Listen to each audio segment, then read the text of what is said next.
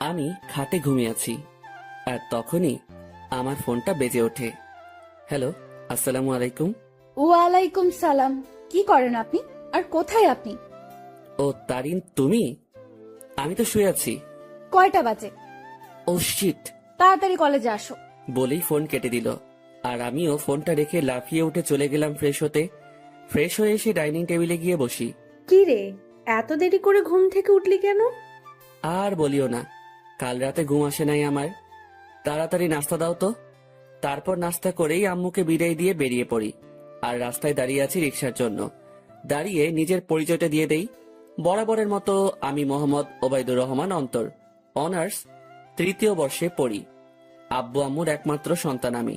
আর সকালে যে কল দিয়ে আমাকে জাগিয়ে দেয় সে আমার ভালোবাসা তারিন, যার সাথে আমার 1.5 বছরের সম্পর্ক। আর বাকিটুকু না হয় গল্পেই জেনে নিয়েন। দাঁড়িয়ে আছি অসহায়ের মতো। শালার ভাগ্য এত খারাপ কেন?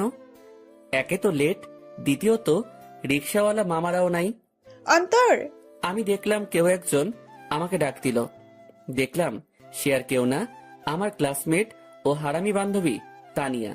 তবে শুধু ক্লাসমেট ও বান্ধবী বললে হবে না, অন্য একটা পরিচয়ও আছে, আমার বেস্টুর জিএফ। তবে বন্ধুর জিএফ মানে আমার ক্লোজ ফ্রেন্ড, বলতে গেলে বেস্টিও। কিরে এভাবে দাঁড়ায় আছিস কেন? খুশির ঠেলায় আহার এই বেচারা, ওঠ রিক্সায়। আমিও লাফিয়ে রিক্সায় উঠে পড়ি। তুই না উঠতে দিলেও তোরে লাথি মারি ফেলে আমি রিক্সা নিয়ে চলে যেতাম আর কি। কুত্তা। চুপ কুত্তি। আর মামা রিক্সা চালান, এতের কথা শুনে লাভ নাই। পাবনার পাগলি এতে। রিক্সা চলতেছে আপন গতিতে, আর আমরা রিক্সায় যুদ্ধ করতে ব্যস্ত। রিক্সা ঠিক আমাদের কলেজের গেটে থামে। ওই কুত্তা, ভাড়া দে। দিমু তো গতকালকে। যা, আমি দিচ্ছি, কিপটা কোথাকার। তারপর তানিয়া ভাড়া দিয়ে দেয়। আমি তো মহা খুশি, টাকা বাঁচাইছি। একটা মাত্র কারণে তোকে সহ্য করতেছি, শুধু কাজটা শেষ হোক ব্যাস। যা, তোর কাজ করবো না আমি, মুড়ি খা। তারপর তানিয়ার সাথে ক্লাসের দিকে যেতে লাগি। ক্লাসে যেতেই আমরা দেখলাম স্যার ক্লাস করাতেছে। বাহ, এত তাড়াতাড়ি আসলেন? কি করে আপনারা? না মানে স্যার, রিক্সার চাকা পাঞ্চার হয়ে গেছে, তাই দেরি হয়ে গেছে স্যার। বাহানা বানাইস না, তোরে হাড়ে হাড়ে চিনি আমি। স্যার আজকের জন্য মাফ করে দেন না। যা সিটে বয়, ইম্পর্ট্যান্ট ক্লাস চলছে। আজকে এমনেও নোট দেয়া হবে, নিয়ে নিস। স্যার আমাকে ভালো করে চিনে, যদি কথা বাড়াই তাহলে তার মাথা যাবে, তাই কিছু না বলেই ক্লাসে বসতে দেয়। আমিও বসে পড়ি আর ক্লাসে মনোযোগ দেই। তবে দেখলাম তারিন আমার দিকে অন্যভাবেই তাকিয়ে আছে। ক্লাসটা শেষ হতেই আমি ক্যাম্পাসে চলে গেলাম। দেখলাম তারিনও আসলো। এত লেট কেন আজকে? সরি, আসলে ঘুম থেকে উঠতে লেট হয়ে গেছে। তানিয়ারও কি ঘুম থেকে উঠতে লেট হয়ে গেছে, নাকি সেও তোমার সাথে একত্রে আসলো? আরে সেটা তো আমি জানি না, তাকে জিজ্ঞাসা করো তুমি। আর তুমি তানিয়াকে নিয়ে কথা বলতেছো কেন?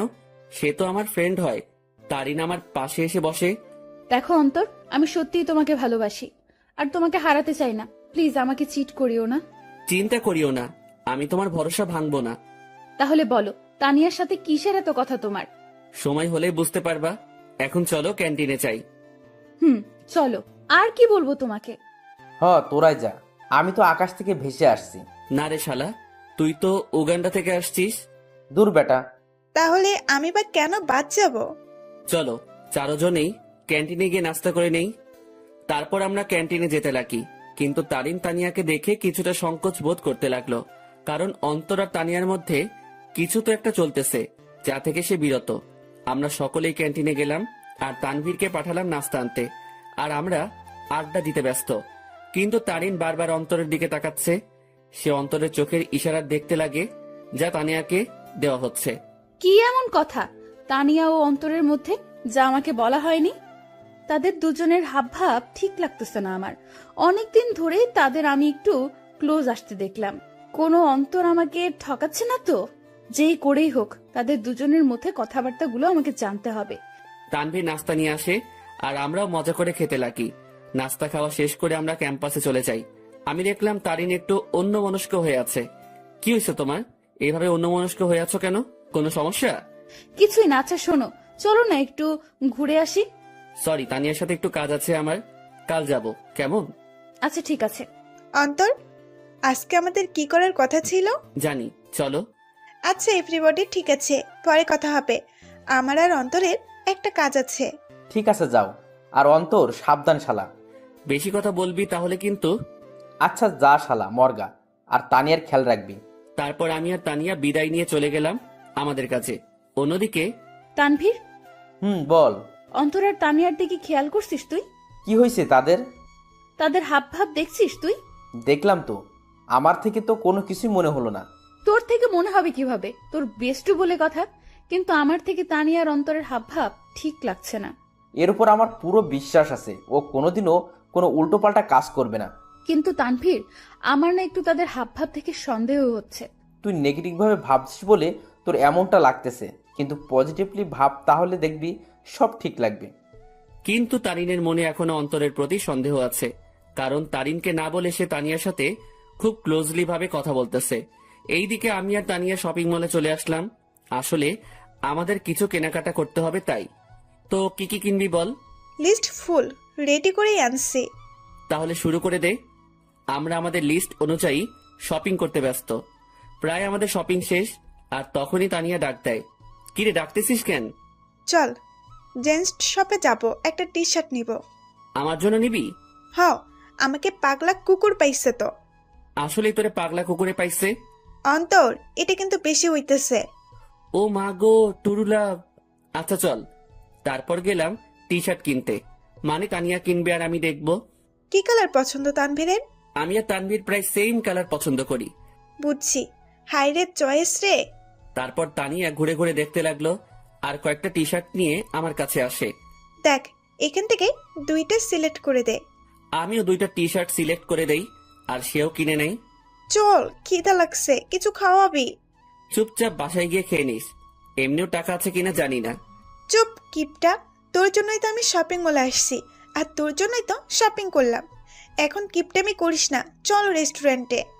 আমি তো শপিং এ টাকা খরচ করলাম, তুই তো শুধু তানভীরের জন্য টি শার্ট নিলি। ওলে বাবারে, টাকা তোর একা যায় নাই, তোর শপিং এ আমি তানভীরের টাকাও আছে। আর এটা তো তোর জানের জন্য করতেছি আমরা। এখন কিপটামি না করে চল তো। বাবা গো, চল বুঝছি, 1 টাকাও বাসায় নিতে দিবি না। তারপর আমরা রেস্টুরেন্টে গেলাম, সেখানে গিয়ে আমরা বসে পড়লাম, আর তখনই তানভীর ফোন দেয়। হ্যালো, কে? শপিং হয়েছে মামা, নাকি আরো বাকি আছে? শপিং শেষ, শুধু লাস্ট জিনিসটা আনলেই সব কমপ্লিট। সেটা আমি আনবো তো সময় মতো, তুই চিন্তা করিস না। আচ্ছা, তারিন কি চলে গেছে? তবে মামা, তোকে আর তানিয়াকে সন্দেহের নজরে দেখতেছে। বলতেছে তোর আর তানিয়ার মধ্যে নাকি কিছু চলতেছে। হ, তাও তার জন্যই। তো কি করিস? আমি কি করবো? যা করার তোর তানিয়া করতেছে, আমারে লুটতেছে রে মামা। আজ যদি তানিয়ার সাথে ব্রেকআপ করতি, তাহলে এই দিন দেখতে হতো না আমার। সমস্যা নাই, তানভীর যদি আমাকে ছেড়ে দেয়, আমিও তোর গলায় পড়বো আর কি। যা লুট হ। আচ্ছা, খাওয়া দাওয়া করে নিয়ে জিনিস সহ তানিয়াকে বাড়ি দিয়ে আসিস। ভাই, তুই এসে নিয়ে যা না। সাথে সাথে তানিয়া আমার থেকে ফোন কেড়ে নিল, আর শুরু করে দিল তাদের প্রেমালাপ। আর আমি বেচারা আমারটার জন্য মরতেছি। তানিয়া তানভীরের কথা শেষ, আর আমাদেরও খাবার চলে আসে। অন্যদিকে তারিন ও তার কিছু বান্ধবীদের নিয়ে একই রেস্টুরেন্টে আসে, যেখানে অন্তর ও তানিয়া উপস্থিত। তারিন, দেখ তো, এটা অন্তর ভাইয়া না? তারিন অন্তরকে তানিয়ার সাথে দেখে প্রায় অবাক হয়ে গেল। তারিন দেখতে লাগলো তানিয়া আর অন্তর হেসে হেসে কথা বলতেছে আর খাবার খাচ্ছে। তারিন তার মোবাইলটা বের করে অন্তরকে কল দেওয়ার জন্য। এইদিকে আমি জানি না প্ল্যান সাকসেস হবে কিনা, তবে আমি আমার কলেজাটাকে খুশি দেখতে চাই। আমরা তো সেটাই চেষ্টা করতেছি অন্তর, তুই চিন্তা করিস না। হঠাৎই আমার কলটা বেজে ওঠে, আর দেখলাম তারিন কল দিছে। আমিও রিসিভ করলাম। হ্যালো। কোথায় তুমি? আমি তো বাসায়। কেন? ও, কি করো তুমি? এই তো আছি। আর কি, মোবাইল নিয়ে। তুমি কি করো? আমিও মোবাইল নিয়ে ব্যস্ত। আচ্ছা, পরে কথা বলি, কেউ রুমের দিকে আসতেছে। Okay bye. তারপর কেটে দিল। কি বলে সে? আমি কোথায় কি করি এইসব? বাদ দে, তাড়াতাড়ি খাবার খেয়ে নে। অন্যদিকে তারিন অন্তরের মিথ্যা কথা শুনে মুখ চেপে কান্না করতে করতে বেরিয়ে যায়, সাথে তার বান্ধবীরাও। ও কেন আমার সাথে এত বড় প্রতারণা করলো? যদি আমাকে ভালো না বেসে থাকে, তাহলে কেন আমার ফিলিংস নিয়ে এইভাবে খেলা করলো সে? আমি কি ওকে ভালোবাসি নাই, নাকি আমার ভালোবাসায় কমতি ছিল? না, এর জবাব ওকে দিতেই হবে। তারিন কোনো মতে তার চোখের পানি ধরে রেখে বাড়ি চলে যায়। এইদিকে, ম্যাডাম চলেন, আজকে এমনিও অনেক কাজ আছে আমাদের। তারপর বিল মিটিয়ে তানিয়াদের বাড়ির দিকে চলে যাই। তবে তানিয়াদের পুরনো বাড়িতে যাই আমরা। তানিয়াদের পুরনো বাড়িতে আসার আগেই তানবীরকে কল দিয়ে আসতে বলে দেই, আর সে এখন উপস্থিত। সব নেওয়া হয়েছে তোর? হয়েছে, জাস্ট লাস্ট জিনিসটাই বাকি। মামা, তারিন কিন্তু তোর উপর সন্দেহ করতেছে। সে মনে করতেছে আমার কলিজার লগে তোর চলতেছে। আমাকে কি পাগলে পাইছে? এই সেমরির সাথে আমার চলবো? ভাই রে ভাই, কি জিনিস রে এটা! আমার লুটি ফেললো। ভাই, একটু দেখে শুনে রিলেশন করতে পারিস না? ওই সাবধান। ঝগড়াঝাড়ি বাদ দে, আর এইগুলো আমাদের দিয়ে বাড়ি যা, আমরা কাজ শুরু করে দিব। ওকে, নেইগুলো, আমি গেলাম। তারপর তাদের জিনিসপত্রগুলো দিয়ে আমিও বাড়ি চলে গেলাম। কই ছিলি তুই? আসিলাম আর কি, মেসেজ দিছিলাম না, দেখো নাই? দেখছি। যা রুমে, আমি তোর জন্য চা আনতেছি। এই না হলে আমার আম্মু আমার কতই না খেয়াল রাখে, আমাকে কতই না ভালোবাসে। হাওয়া দাওয়া বন্ধ কর। আমিও রুমে চলে গেলাম, আর একটু ফ্রেশ হয়ে সেই খাটে লেটিয়ে পড়ি। আর আজকের পার্টির জন্য উত্তেজিত। আসলে প্রায় এক সপ্তাহ আগ থেকে আজকের দিনের জন্য প্ল্যান করতেছি আমি, তানবীর ও তানিয়া। কারণ আজ আমার কলিজাটার জন্মদিন, তাই চিন্তা করলাম ওর জন্য সারপ্রাইজ বার্থডে পার্টি অ্যারেঞ্জ করে তারিনকে সারপ্রাইজ দিব আমি। আমি শিওর তারিন আজকে সেই লেভেলে চমকেও যাবে, ও খুশিও হবে। কারণ আমি জানি তারিন আমাকে কতটা ভালোবাসে। আম্মু চা নিয়ে আসে। আসলে দুপুরে চা খাওয়ার অভ্যাস, তাও রং চা। কি রে, আজকে তোর চেহারায় অন্য কিছুই দেখতে পাচ্ছি আমি। কি ঘটিয়ে আসলি আবার? দূর, কই কি ঘটাইছি আমি? সত্যি করে বল, কি ঘটিয়ে আসলি তুই? তোর চেহারায় আজ অন্য কিছুই বলতেছে আমাকে। ধুর আম্মু, বললাম তো কিছুই ঘটাই নাই। যাও, কথাই বলবো না। বলিস না, আমি গেলাম। তুই তোর রং চা শেষ কর। তারপর আম্মু চলে যায়, আর আমিও রং চা শেষ করলাম। আর আজকে কি কি হবে সেটা নিয়ে ভাবতে লাগলাম। অন্যদিকে তারিন বালিশে মুখ গুজে কান্না করতে ব্যস্ত, কারণ সে অন্তরকে তানিয়ার সাথে রেস্টুরেন্টে দেখলো। আর যখন সে অন্তরকে কল দেয় ও জিজ্ঞাসা করে, তখন অন্তর তাকে মিথ্যা বলে। সে অন্তরের এইসব নিয়ে ভাবতে লাগে আর চোখের পানি ফেলতে লাগে। সন্ধ্যাবেলা আমিও রেডি হয়ে নিলাম, দেখলাম তানিয়া কল দিছে। হ্যাঁ বল। কই তুই আসবি না? আমি না আসলে আমার তারিনকে কেক কে খাওয়াবে, ও লাগাবে। আচ্ছা, তানবীর কি গেছে কেক আনতে? তুই তাড়াতাড়ি আয়। বলেই কল কেটে দিল। আমিও মোবাইল আর ওয়ালেট নিয়ে বাসা থেকে বেরিয়ে পড়লাম। আমি চলে গেলাম সেই জায়গায়, সেখানে আমাদের বার্থডে পার্টি হবে। আর সেটা হলো তানিয়াদের পুরনো বাড়ি। আসলে তানিয়ার পরিবার আমাদের চিনে, আর তানিয়া ও তানভীরের বিয়েও ঠিক হয়ে আছে। কারণ তানিয়া ও তানভীরের বাসায় তাদের সম্পর্ক মেনে নেয়। আমিও দরজার কাছে গিয়ে নক দেই। কিরে, আসছিস? হ, আজকেই সেই মজা হবে। আমি তো আর ওয়েট করতে পারতেছি না। ভেতরে চল তো। আমিও ভিতরে চলে যাই। অন্যদিকে তানিনের বান্ধবী নিশু দেখে অন্তর ও তানিয়ার কথাবার্তা শুনে অবাক হয়ে যায়। এটা আমি কি শুনলাম? অন্তর ভাইয়া তানিয়া আপুর সাথে উনি এত নিচু মানুষ তা আমার জানা ছিল না। আমি এখনই তারিনকে বলবো এই সব। নিশু তার মোবাইল বের করে আর তারিনকে কল দেয়। হ্যালো তারিন, শোন, কথা আছে। বলো। তারপর নিশু যা যা শোনে সব বলে। যা শুনে তারিন এবার রেগে যায়। আই জানোয়ারের বাচ্চা, আমি এবার ছাড়বো না। আমি এর শেষ দেখেই ছাড়বো। তুই সেইখানেই থাক, আমি এক্ষুনি আসতেছি। তারপর কল কেটে দেয়। আর তারিনও রেগে ঘর থেকে বের হয় অন্তরকে সাহায্য করার জন্য। তারিন ও তার বান্ধবী নিশু মিলে ঘরের দরজায় গিয়ে কান পেতে শুনে। এইদিকে আমি আর তানিয়া মিলে হলরুমে যা যা করা বাকি ছিল তা করলাম। আমিও তাড়াহুড়ো করতে গিয়ে সেখানে থাকা সোফার টেবিলের উপরে একটা বোতল ছিল, সেটা ধাক্কা খেয়ে তানিয়ার গায়ে পড়ি। আউ! সরি। এত তাড়াহুড়ার কি আছে, আস্তে আস্তে কর। ওকে। অন্যদিকে তারিন তাদের কথাগুলো শুনে মুখ চেপে কান্না করতে লাগলো। আর নিশু প্রায় অবাক হয়ে গেল এই সব শুনে। অন্তর ভাইয়া এত নিজ আর নোংরা প্রজাতির মানুষ হবে তা কল্পনাও করতে পারি না আমি। কুত্তার বাচ্চা, জানোয়ার, নরপশু, তুই তো আজকে শেষ।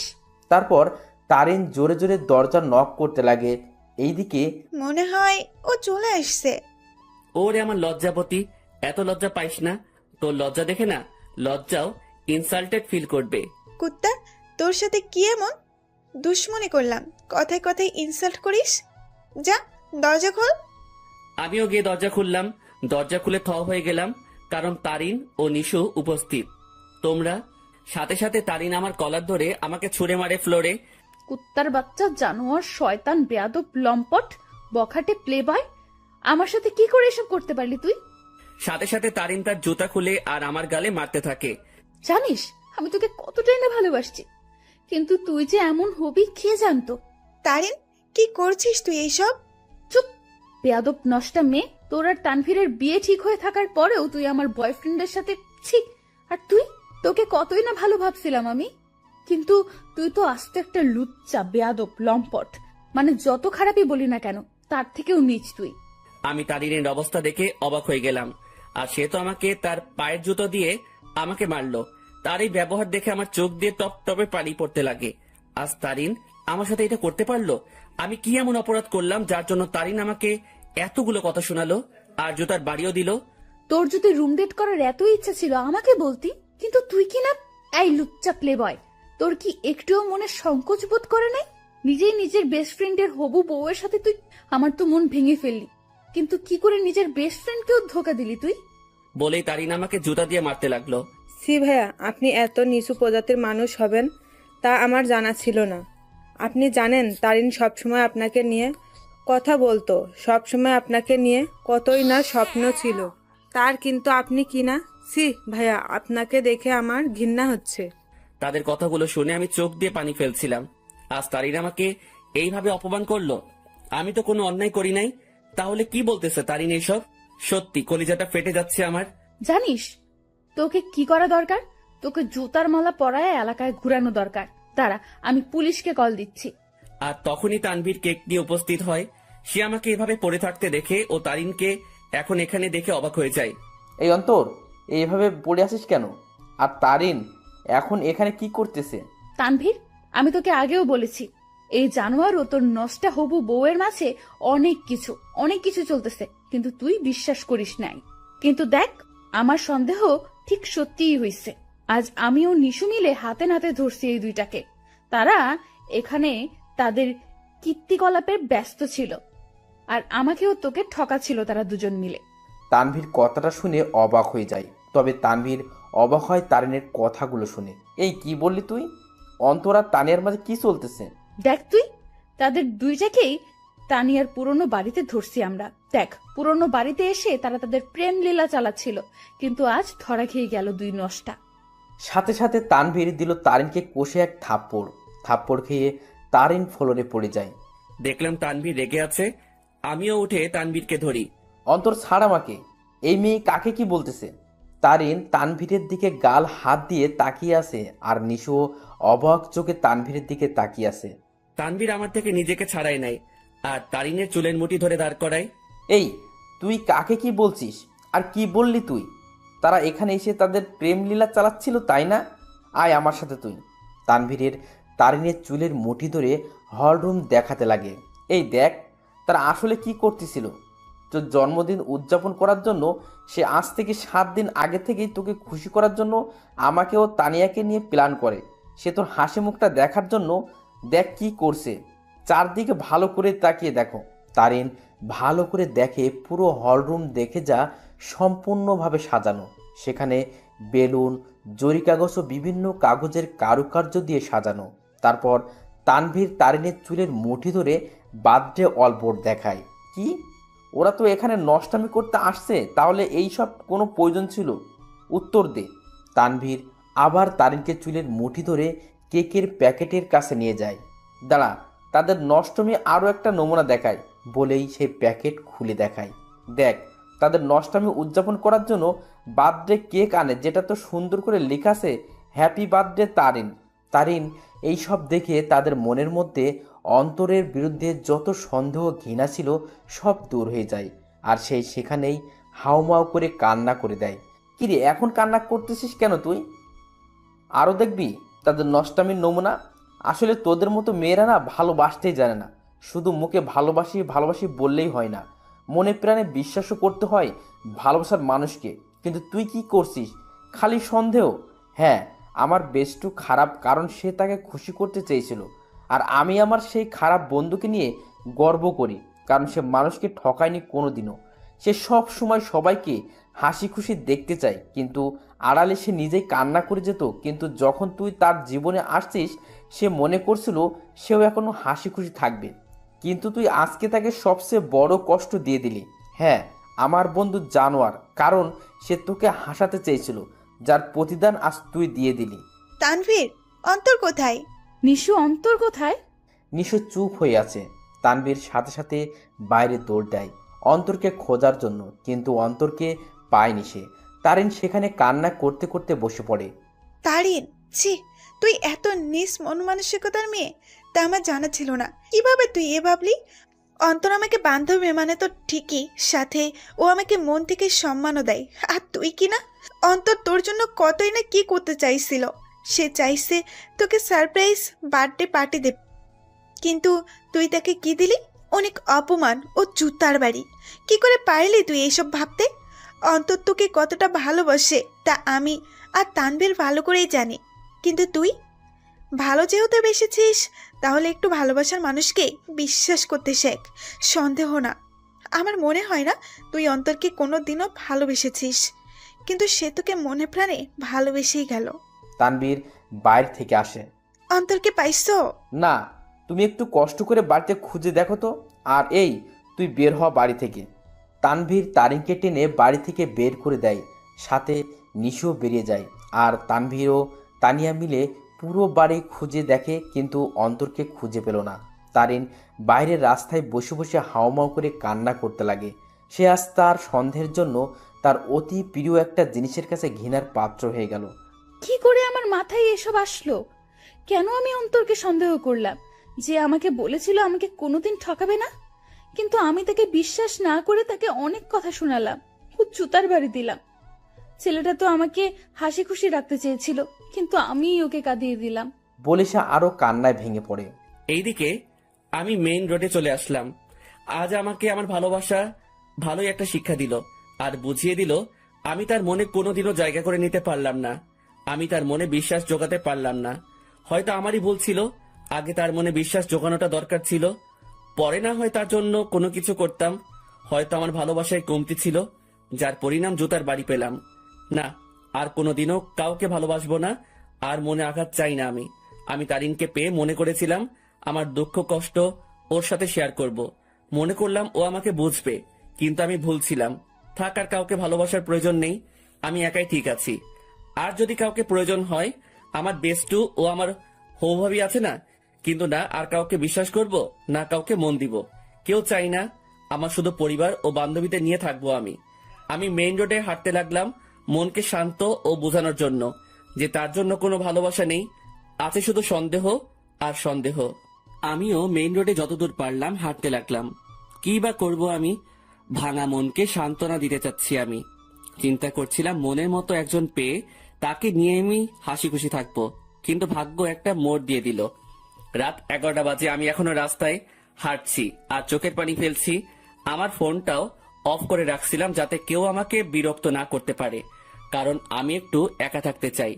রাত 12টা বাজে, আমি রাস্তার এক কোণায় বসে আছি। তবে আজ আমার নেশার সাহায্য নিতে ইচ্ছা করছে, তাই আমিও উঠে হাঁটতে লাগলাম আর খুঁজতে লাগলাম কোনো দোকান খোলা আছে কিনা। আমি দেখলাম একটা টঙের দোকান খোলা, তাই আমিও চলে গেলাম। কি চাই মামা? আমি সংকোচ বোধ করতে লাগলাম, কারণ আমি আজ পর্যন্ত কোনো দিনও কোনো দোকানে গিয়ে সিগারেট চাই নাই। আরে ভাই, বলবেন তো কি লাগবে? সিগারেট লাগবে? আরে এটার জন্য এভাবে সংকোচ বোধ করছেন কেন ভাই? বলেন, কি সিগারেট দিব? আমি বেশিরভাগই ডার্বি, ব্যানসন ও গোল্ডলিপের কথা শুনেছিলাম, তাই চিন্তা করলাম তিনটাই নিয়ে নেই। ডার্বি, ব্যানসন ও গোল্ডলিপ তিনটার এক প্যাকেট দিয়ে দেন।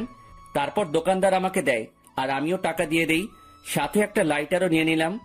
আমিও যেতে লাগি। ভাই, একটা কথা বলবো? জি বলেন। ভাই, আমি এই প্রথম দেখলাম কেউ একসাথে 3 ধরনের সিগারেট নিল। ভাই, আপনারা কি গ্রুপ মিলে আড্ডা দিবেন নাকি? সেটা আপনি না জানলেও চলবে। আপনার কাজ সিগারেট বিক্রি করা, এই সকল প্রশ্ন করা না। বলেই চলে আসলাম সেখান থেকে। তারপর আমিও আবারও মেইন রোডে গিয়ে সিগারেট ধরালাম। হাতে সিগারেট খাবো কি খাবো না তা ভাবতে লাগলাম। পরে এইসব ভাবনা চিন্তা বাদ দিয়ে সোজা খাওয়া শুরু করে দিলাম।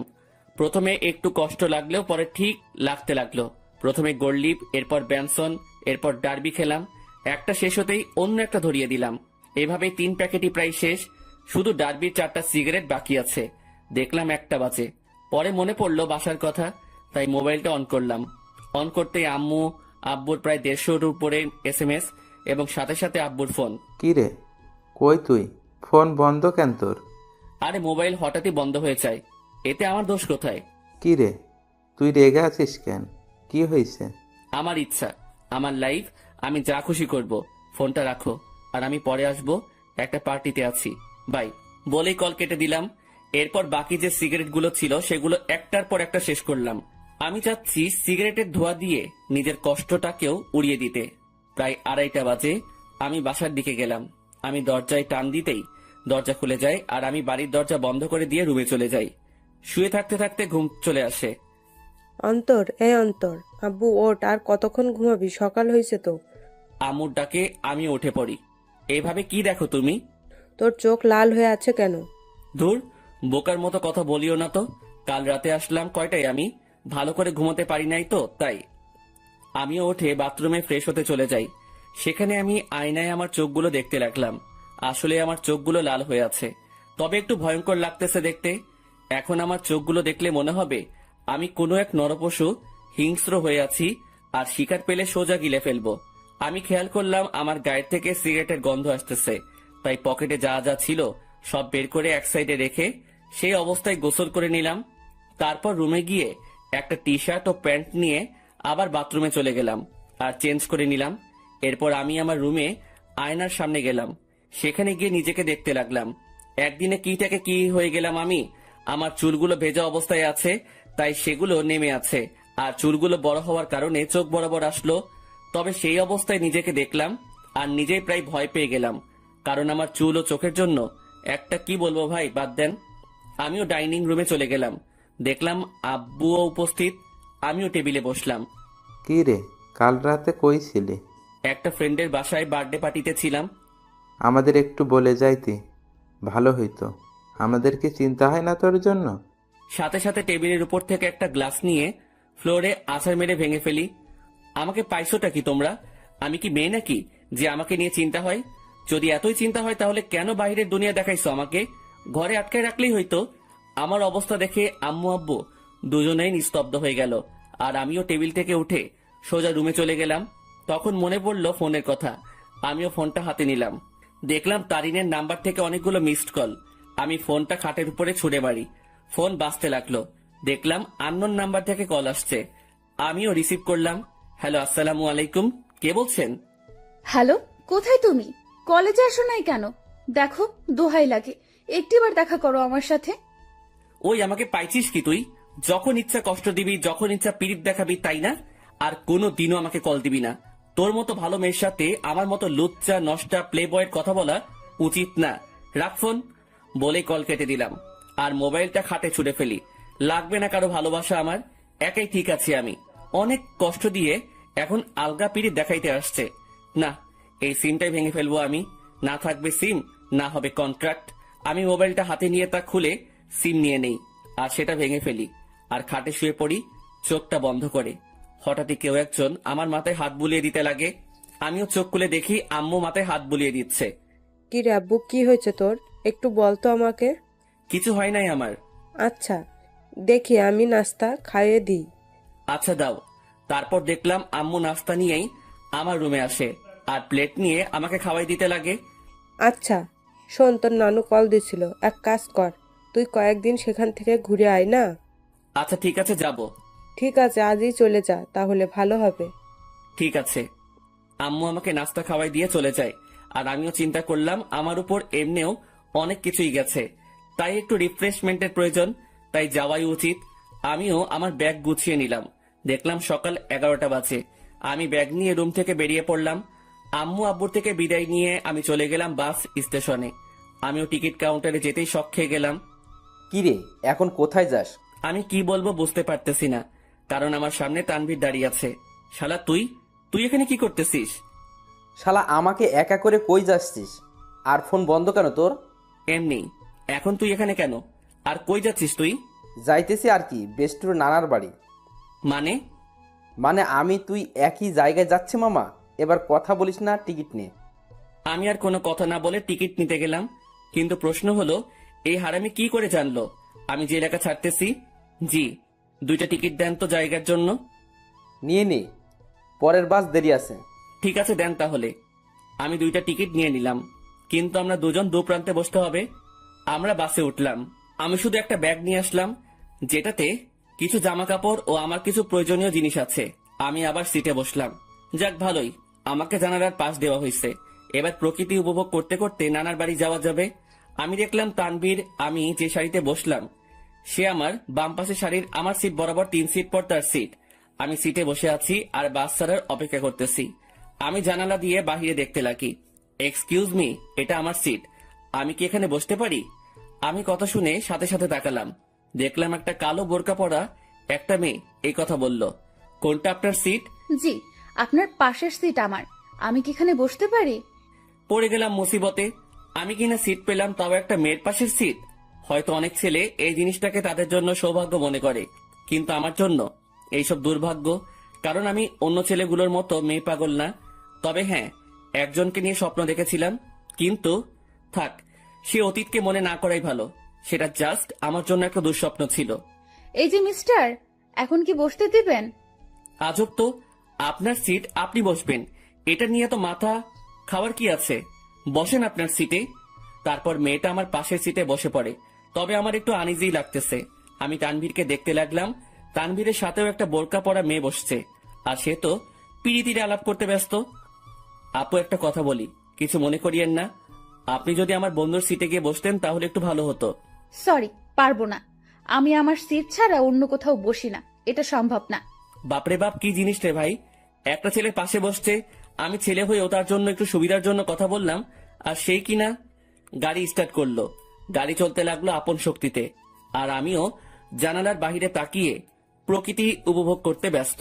আচ্ছা, যদি কিছু মনে না করেন, আমাকে কি জানালার সিটটা দিবেন? আমি এ দেওয়া নেওয়া বন্ধ করে দিছি। যেটা নিজের সেটাকে নিয়েই থাকি, আর আমার জানালার সিট পড়ছে তাই আমি এখানে থাকবো। দিবেন না ভালো কথা, এত অ্যাটিটিউড দেখাচ্ছেন কেন? আমার অ্যাটিটিউড বেশি তাই দেখাচ্ছি। নাও প্লিজ সাইলেন্ট। কিছুক্ষণ নীরবভাবে বসে বসে বাহিরের প্রকৃতি দেখতে লাগলাম, আর প্রকৃতির বাজেও হারিয়ে যেতে লাগি।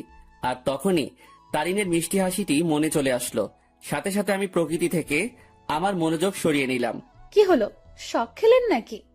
আমি কিছুই না বলে আমার পকেট থেকে মোবাইল আর ইয়ারফোনটা বের করে কানে লাগিয়ে দিলাম, আর গান শুনতে লাগলাম।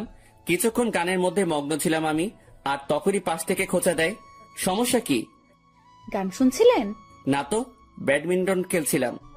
এত রাগ আর কি আছে? আপু, আপনার সমস্যাটা কি বলবেন? কোনো সমস্যা নেই। আচ্ছা, আপনি কি রোমান্টিক গান শুনছিলেন? বুঝছি। আপু আসেন আপনি জানালার সিটে।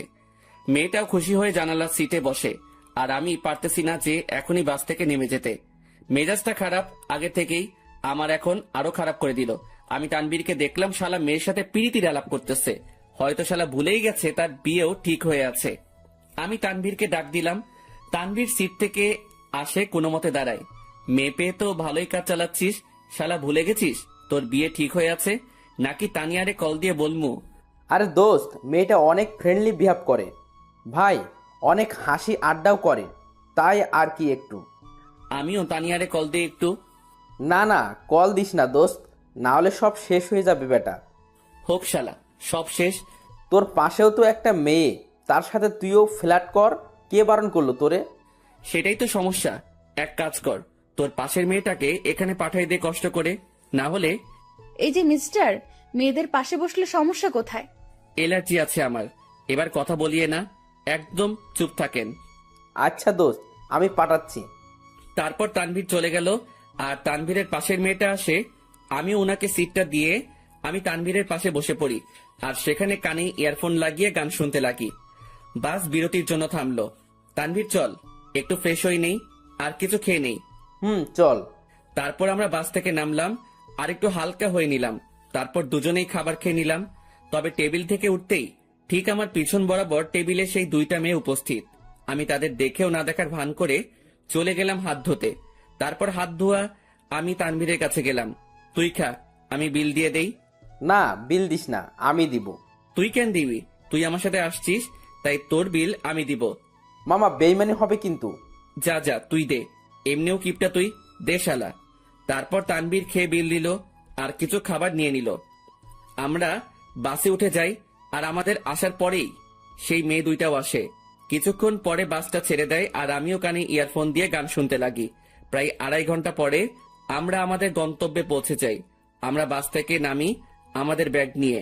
কিছুক্ষণ পরেও দেখলাম সেই মেয়েগুলো। আমি তাদের দেখেও না দেখার ভান করে আমি মোবাইলটা বের করলাম আর মামাকে ফোন দিলাম। হ্যালো মামা, কই তুমি? আরে আমি সিএনজি স্টেশনের সামনে। আর তানভীরকে দিয়ে মামার কাছে চলে গেলাম। মামা আমাকে দেখে জড়িয়ে ধরে। কেমন আছিস অন্তর? ভালোই আছি। তোমাকে কয়বার বললাম আমার জন্য গ্রামের একটা সুন্দরী খুঁজতে, যাতে বিয়ে করতে পারি। হা হা হা, বজ্জাত, এখনো ফাজলামি যায় নাই তাই না? কেমনে যাবে? মুই লেজেন্ডারি ফাজিল। আর মামা, এ হলো আমার বেস্টু, যার কথা তোমাকে বলতাম। কেমন আছো তানভীর? তোমার কথা আমাকে এই ফাজিলটা প্রায় সময় বলে থাকে। জি ভালো, আপনি কেমন আছেন? ভালো। আচ্ছা তোরা চল আমার সাথে। তারপর মামা একটা সিএনজি ভাড়া করে, কিন্তু মামা কাকে যেন খুঁজতে লাগলো। কাকে খুঁজো মামা? আরে আরো 2 জন আসবে, আব্বু বলছিল। কি অবস্থা তার শরীরের? ভালোই আছে আব্বু। আর আব্বু বলছিল তার নাকি কোনো বন্ধুর 2টা নাতনিও আসবে, তাদেরও নিয়ে যেতে বলল। ও আচ্ছা। তার কিছুক্ষণ পর মামা কাকে দেখে যেন চলে যায় আমাদের সিএনজির কাছে রেখে। আর কিছুক্ষণ পরে মামার সাথে 2টা মেয়ে আসে। তাদের দেখে আমি অবাক হয়ে গেলাম, কারণ এরা হলো সেই মেয়েগুলো যেগুলো আমাদের সাথে বসেছিল। আমি অবাক চোখে দেখতে লাগলাম। তোরা ওঠ, আমি বাইকে যাই। মামা বাইক আনছো? কেন? মামা তুমি সিএনজি করে চলে যাও, আমি বাইক নিয়ে আসতেছি। ভুলেও না। প্লিজ মামা, অনেকদিন পরে বাইক পাইলাম। কাল চালাস। আর কিছু বললাম না, কারণ মামার সাথে কথা বাড়ায় লাভ নাই। আমি আর তানবীর সিএনজিতে উঠে পড়ি আর পিছে সেই 2টা মেয়েই মজা করে বসে পড়ে। তারপর সিএনজি চলতে লাগে তার আপন গতিতে। আমিও গ্রামের পরিবেশ উপভোগ করতে করতে যেতে লাগি। মামা তার বাইক নিয়ে চলে যায়। আমরা আমার নানার বাড়ি পৌঁছে যাই। আমি দেখলাম নানা ভাই দরজায় দাঁড়ায় আছে। আমি নানা ভাইয়ের কাছে গেলাম আর নানা ভাইকে সালাম করলাম। কিরে নানা ভাই, কেমন আছিস? তারপর নানা ভাই আমাকে জড়িয়ে ধরে। আমি তো ভালোই আছি, তবে তোমার খবর জিজ্ঞাসা করবো না, কারণ তোমাকে দেখে পাওয়ারফুল মানুষ মনে হচ্ছে। কি মনে করিস? আমার অনেক শক্তি বলেই তো 80 বছরে বেঁচে আছি। কিন্তু নানা ভাই, আমি তো শুনছি ভালো মানুষ তাড়াতাড়ি মরে আর শয়তান নাকি অনেক বছর বাঁচে। চুপ বেটা, ভিতরে যা। আমারে ধমকায় লাভ নাই নানা ভাই। তারপর তানভীরকে আমার কাছে ডাক দিলাম। নানা ভাই, আমার বন্ধু তানভীর, ও আমার সাথে আসছে। আসসালামু আলাইকুম। ওয়ালাইকুম আসসালাম।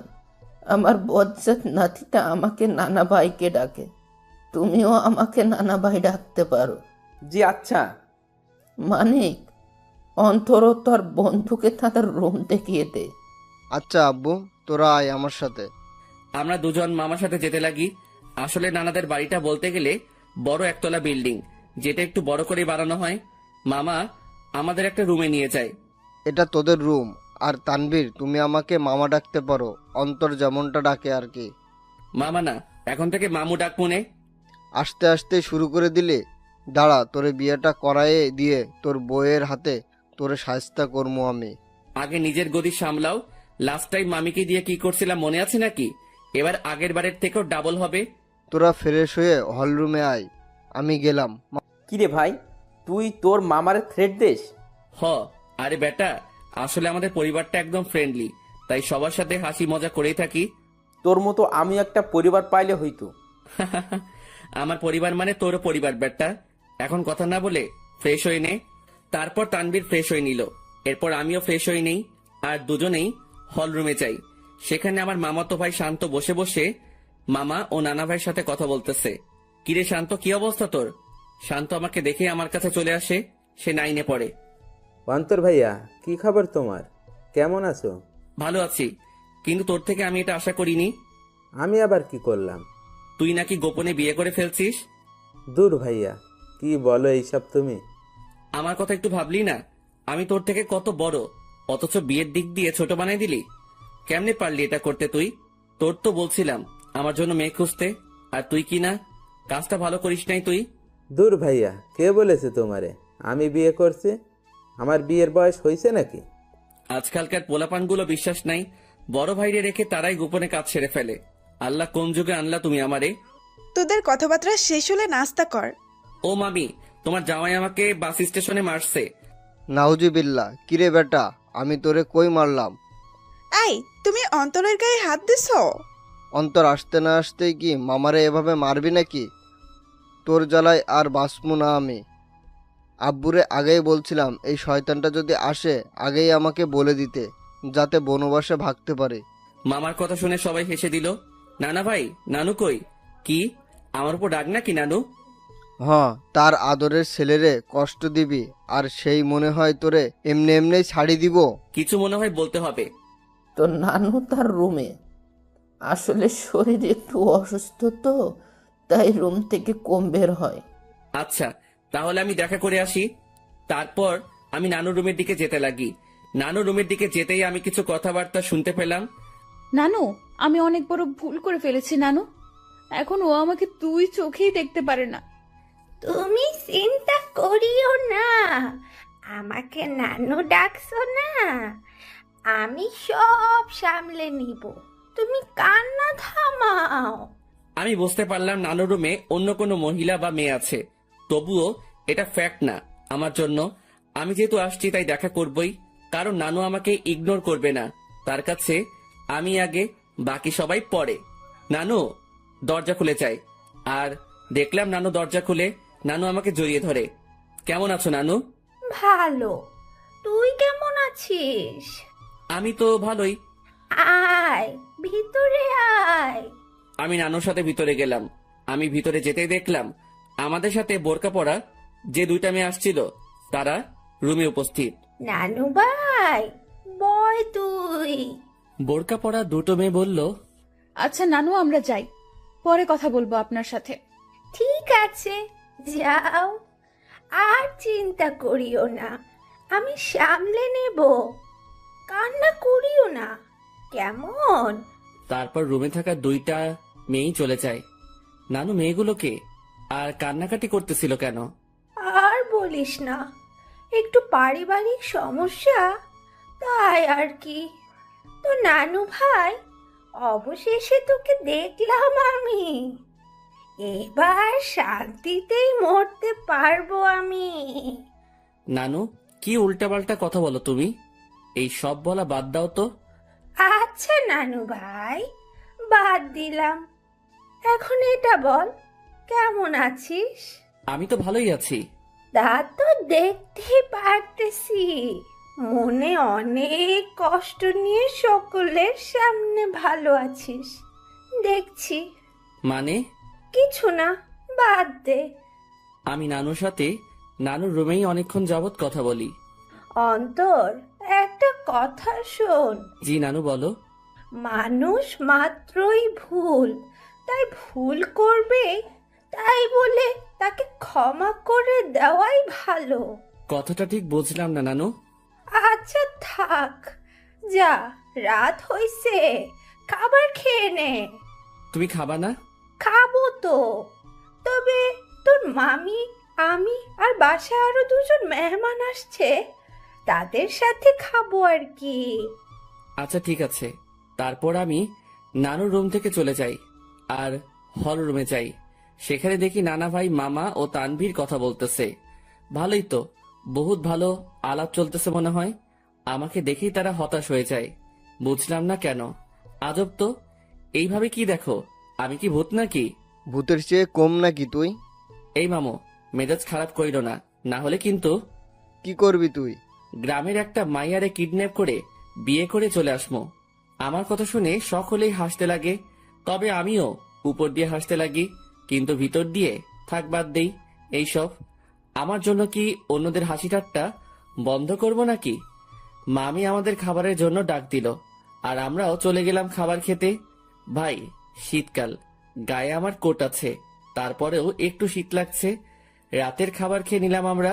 আমিও চিন্তা করলাম রাতের বেলা একা একা হাঁটার। আমি আস্তে করে বাহিরের দিকে যেতে লাগি। কিরে, চোরের মতো কই যাস? যা শালা, ধরা খেয়ে গেলাম। না মানে একটু বাহিরে যাব মামা। অন্তর, বাইরে প্রচুর ঠান্ডা। অসুবিধা নাই, একটু যাই, চলে আসবো তো। ঠিক আছে, যা, তবে দরজা লাগিয়ে দিবি। তুই দরজার কাছে আসলে আমাকে একটা কল দিস, আর তানবীরকে নিবি। না মামা, তানবীর এমনিও জার্নি করে আসছে, ক্লান্ত সে, তাই তাকে না নেওয়াই ভালো। আমি মামার সাথে কথা বলেই বাহিরে চলে আসি আর পকেট থেকে মাস্কটা বের করে পরে নেই আর কোটটাও মাথায় দিয়ে দেই। আমি হাঁটতে লাগলাম আর হাঁটতে হাঁটতে একটা দোকানের কাছে চলে গেলাম। আর সেখানে যেতেই মাথায় আসলো সিগারেটের কথা, মুখে মাস্ক আর হুডি, আর সেই অবস্থায় দোকানে চলে গেলাম। আরেক প্যাকেট ডার্বি নিয়ে নেই, সাথে ম্যাচও। আমিও চলে যাই এক নির্জন জায়গায়, মানে বলতে গেলে পুকুর পাড়। সেখানে পাড়ে বসার জায়গা আছে আর আমিও সেখানে বসে পড়ি আর সিগারেট টানতে লাগি। সিগারেটের ধোঁয়ার আমি আমার কষ্টগুলোকে উড়িয়ে দিচ্ছি। একজনকে মনে প্রাণে খুব ভালোবাসছিলাম, যার প্রতিদান জুতার বাড়ি পাইছি। একেবারে ভালো মতেও শিক্ষা হয়েছে আমার, আর কোনো দিনও ভালোবাসার দিকে যাব না। একাই ঠিক আছি আমি, না কারো টেনশন, না কাউকে হারানোর ভয় আমার। আমি পুকুর পাড়ে বসে বসে 2টা সিগারেট খাইলাম। আসলে পরিবেশটা আমার খুব ভালো লাগতেছে, কারণ চাঁদ রাত, আবার পুকুর পাড়ে, সেখানে পরিবেশটা খুবই দারুণ লাগতেছিল আমার। কিছুক্ষণ সেখানে সময় কাটিয়ে আমি বাড়ি চলে গেলাম। বাড়ির কাছে যেতেই মামাকে কল দিলাম আর মামাও দরজা খুলে দেয় আর আমি আমার রুমে চলে যাই। দেখি তানবীর ঘুম। আমিও আমার মোবাইলটা চার্জ দিয়ে ব্যাগে সিগারেট ও ম্যাচ ঢুকিয়ে রাখি আর গায়ে কম্বল দিয়ে ঘুম। সকালবেলা অন্তর ভাইয়া, এই ভাইয়া উঠো না কেন? সকাল হয়েছে তো ভাইয়া। আমিও উঠে পড়ি আর দেখলাম শান্ত আমাকে ডাকতে লাগলো। সকাল হয়েছে ভাইয়া, আম্মু নাস্তা রেডি করতেছে।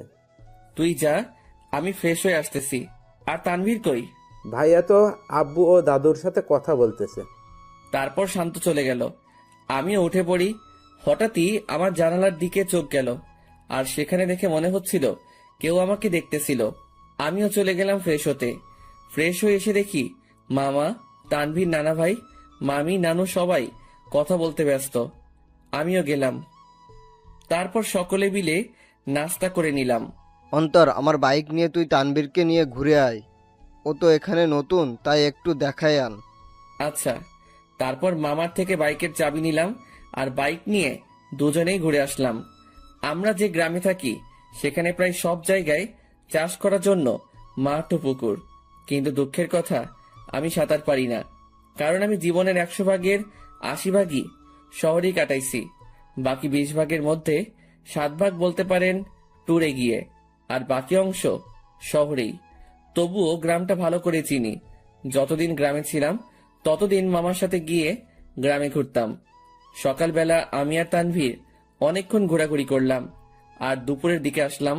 বাইকটা রেখে বাড়িতে ঢুকলাম আর দেখলাম নানা ভাই, নানু, মামা, মামি ও সেই 2টা মেয়েও আছে আর তারা কথা বলতেছে। কিন্তু আজব ব্যাপার হলো, এরা বাড়িতেও হিজাব করে রাখছে। ঘোরা শেষ? মোটামুটি। আমি রুমে চলে যাই, কিন্তু বারবার সেই মেয়েগুলোর প্রতি কেন যে আকর্ষণ লাগতেছে কে জানে। তবে ইচ্ছা তো করতেছে হুজুরনিগুলোর চেহারা দেখতে, কিন্তু ডাইরেক্ট বলা তো মুসিবত, থাক পরে সেটা ব্যবস্থা হবে আর কি। আমি রুমে গিয়ে ব্যাগ থেকে কিছু কাপড় বাহির করলাম আর চিন্তা করলাম গোসল করব, কিন্তু মনে পড়লো এখানে তো পানির হিটার নাই যে ডাইরেক্ট বাথরুমে যাবো, সুইচটা ক্লিক করবো আর গরম পানি পামো। পড়লাম আরেক মুসিবতে। কেমনটা লাগে, ধুর, মামিকে বলবো গরম পানি করে দিতে। আমি যখনই রুম থেকে বের হব তার আগেই মামি উপস্থিত উইথ গরম পানি। এই না হলে আমার মামি আমার কখন কি লাগে তা তুমিও আম্মুর মতোই জেনে যাও। আমিও তো তোর আরাক আম্মু, এখন যা গোসল করতে, আমি পানি দিয়ে গেলাম। থ্যাংক ইউ মামি, আই লাভ ইউ বলতাম, কিন্তু মামা শুনলে হার্ট অ্যাটাক করবো। যা ফাজিল। মামি চলে গেল আর আমিও মনের সুখে লুঙ্গি আর তোয়ালে নিয়ে চলে গেলাম গোসল করতে। গোসল শেষ করতেই আমিও রুমে আসলাম। লুঙ্গি পরা আছে, বলা যায় না কখন কোথায় খুলে যায়। জীবনে 2টা কখন কোথায় খুলবে তা কেউ বলতে পারে না। 1 হলো কপাল, 2 হলো লুঙ্গি। আমার মনে হলো কেউ আমাকে দেখতেছে। আমিও জানালার দিকে তাকালাম, কিন্তু কেউ নাই। ভাই, বলা যায় না কখন কে এসে দাঁড়ায় থাকে, তাই প্যান্ট আর টি শার্ট বাথরুমে চলে গেলাম আর সেখান থেকে চেঞ্জ করে আসলাম। আমি রুম থেকে বের হতেই এক হুজুরনি আমার সামনে এসে পড়ে আমিও এড়িয়ে চলে যেতে লাগি। আর বাহিরে বাড়ির আঙিনায় রোদের মধ্যে দাঁড়ায় অনেক ঠান্ডা লাগতেছিল ভাই। বিশ্বাস করেন, শীতকালে শরীর ভিজা অবস্থায় কেউ গায়ে একটা ফু দেয় না, তা ব্রেকআপের চেয়ে কষ্টকর লাগে। তো আপনি এই বাড়ির লোক, তা আমাকে আগে বলতে পারলেন না? খালি খালি টেনশনে ছিলাম আমি। আমি পিছনে তাকালাম, কিন্তু চেহারা না দেখায় বুঝতে পারলাম না কে কোনটা, মানে কে কোন বোরকাওয়ালি। আমি কি জানতাম আপনি এখানে আসবেন? আজাইরা কথাবার্তা বলিয়েন না, এইসব আমি পছন্দ করি না। এত অ্যাটিটিউড ভালো না। আমি বুঝতে পারলাম এটা সেই বকবক রানী যেটা বাসে আমার মাথা খাইছে। আচ্ছা, এখানেও মুখ ঢেকে রাখলেন সেটা বুঝলাম না।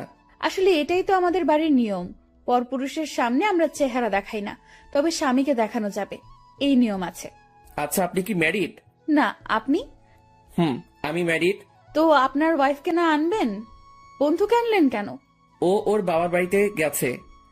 তবে একটা জিনিস আমি খেয়াল করলাম, মেয়েটা এমন ভাবে কথা বলতেছে মনে হয় সে আমার সম্পর্কে জানে, ও আমাকে চিনে। তাছাড়াও তার ভয়েসটা একটু একটু মাথা খাচ্ছে আমার। আচ্ছা, আপনি থাকেন কোথায়? সরি, বলা যাবে না। আচ্ছা, লাগবে না। আমি খেয়াল করলাম মেয়েটা আমার সাথে কথা বলতেছে তো ঠিকই, মানে তার কথার মধ্যে আমি অন্য একরকম কিছু পাচ্ছি। মামি আসে আর আমাদের খাবারের জন্য ডাক দেয়। আমিও চলে যাই। সেখানে দেখি মামা, তানভীর, নানা ভাই উপস্থিত ও তারা বসে বসে কথা বলতেছে। কিসের এত আলাপ তোমাদের? মনে হয় কোনো বড় ধরনের গন্ডগোল পাকানোর প্ল্যান চলতেছে তোমাদের। বিয়ের? কি? কার বিয়ে? কখন? কোথায়? কোন টাইমে? দাওয়াত দিছে তো? আমি কিন্তু যাবো। শালা তোর অভ্যাস চেঞ্জ হইল না। আরে বেটা, ফ্রি খাবার কেমনে মিস করবো বেটা? ও মামা, বলো না কার বিয়ে? আমি বিরিয়ানির চান্স মিস করতে চাচ্ছি না। তোর বিয়ে?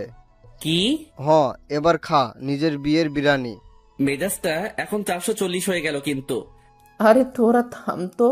তারপর সবাই মিলে দুপুরের খাবার খেয়ে নিলাম। অন্তর, আজকে একটু বাজারে যাব, কিছু কিনতে হবে, তুই যাবি? আচ্ছা, গেলাম আর কি, সাথে তানভীরকেও নিয়ে নিব। আচ্ছা ঠিক আছে। অন্তর, আপুর সাথে কথা বলেছিলি? সকালে বলছিলাম, যখন তানভীরকে নিয়ে বের হয়েছিলাম তখন আম্মু কল দিছিল। আচ্ছা শোন, তোরা বাজারে যাবি ভালো কথা, আমার ওষুধ আনতে ভুলিস না।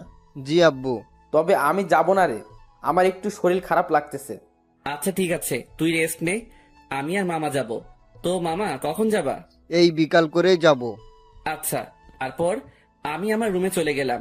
সেখানে গিয়ে কিছুক্ষণ রেস্ট করে নিলাম। বিকেলবেলা আমি মামার সাথে বাজারে যাওয়ার জন্য রেডি হচ্ছি। আসলে কোট নিয়ে নিচ্ছি, যাতে যদি আসতে দেরি হলেও ঠান্ডা সহ্য করতে না হয়। মামা বাইক নিয়ে দাঁড়ায় আছে, আমি বাইকে বসলাম। কিরে, বাইক চালাবি? না মামা, তুমি চালাও। তারপর মামা বাইক চালাতে লাগে আর আমিও বাইকে বসে আছি। বাইক চলতেছে আপন গতিতে আর আমি বাইকে চড়তেছি আর গ্রামের প্রকৃতি উপভোগ করতে ব্যস্ত। কিছুক্ষণ পরে আমরা বাজারে চলে আসি। মামা আমাকে নামিয়ে একটা জায়গায় বাইকটা রেখে আসে। আচ্ছা মামা, কি কি নিবা বাজার থেকে?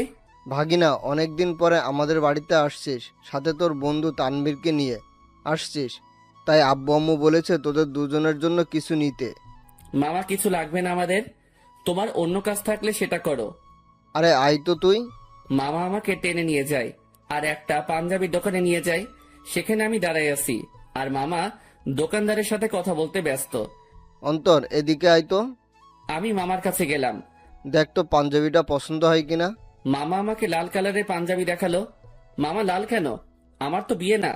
বিয়ে হোক আর না হোক, কিন্তু এটা আমার পছন্দ হয়েছে আর আমি চাই বিয়েতে এটা তুই পরবি। তবে ভাগিনা, এটাতে তোরে বেশ মানাবে। আচ্ছা, তোমার পছন্দ হয়েছে তাহলে নাও।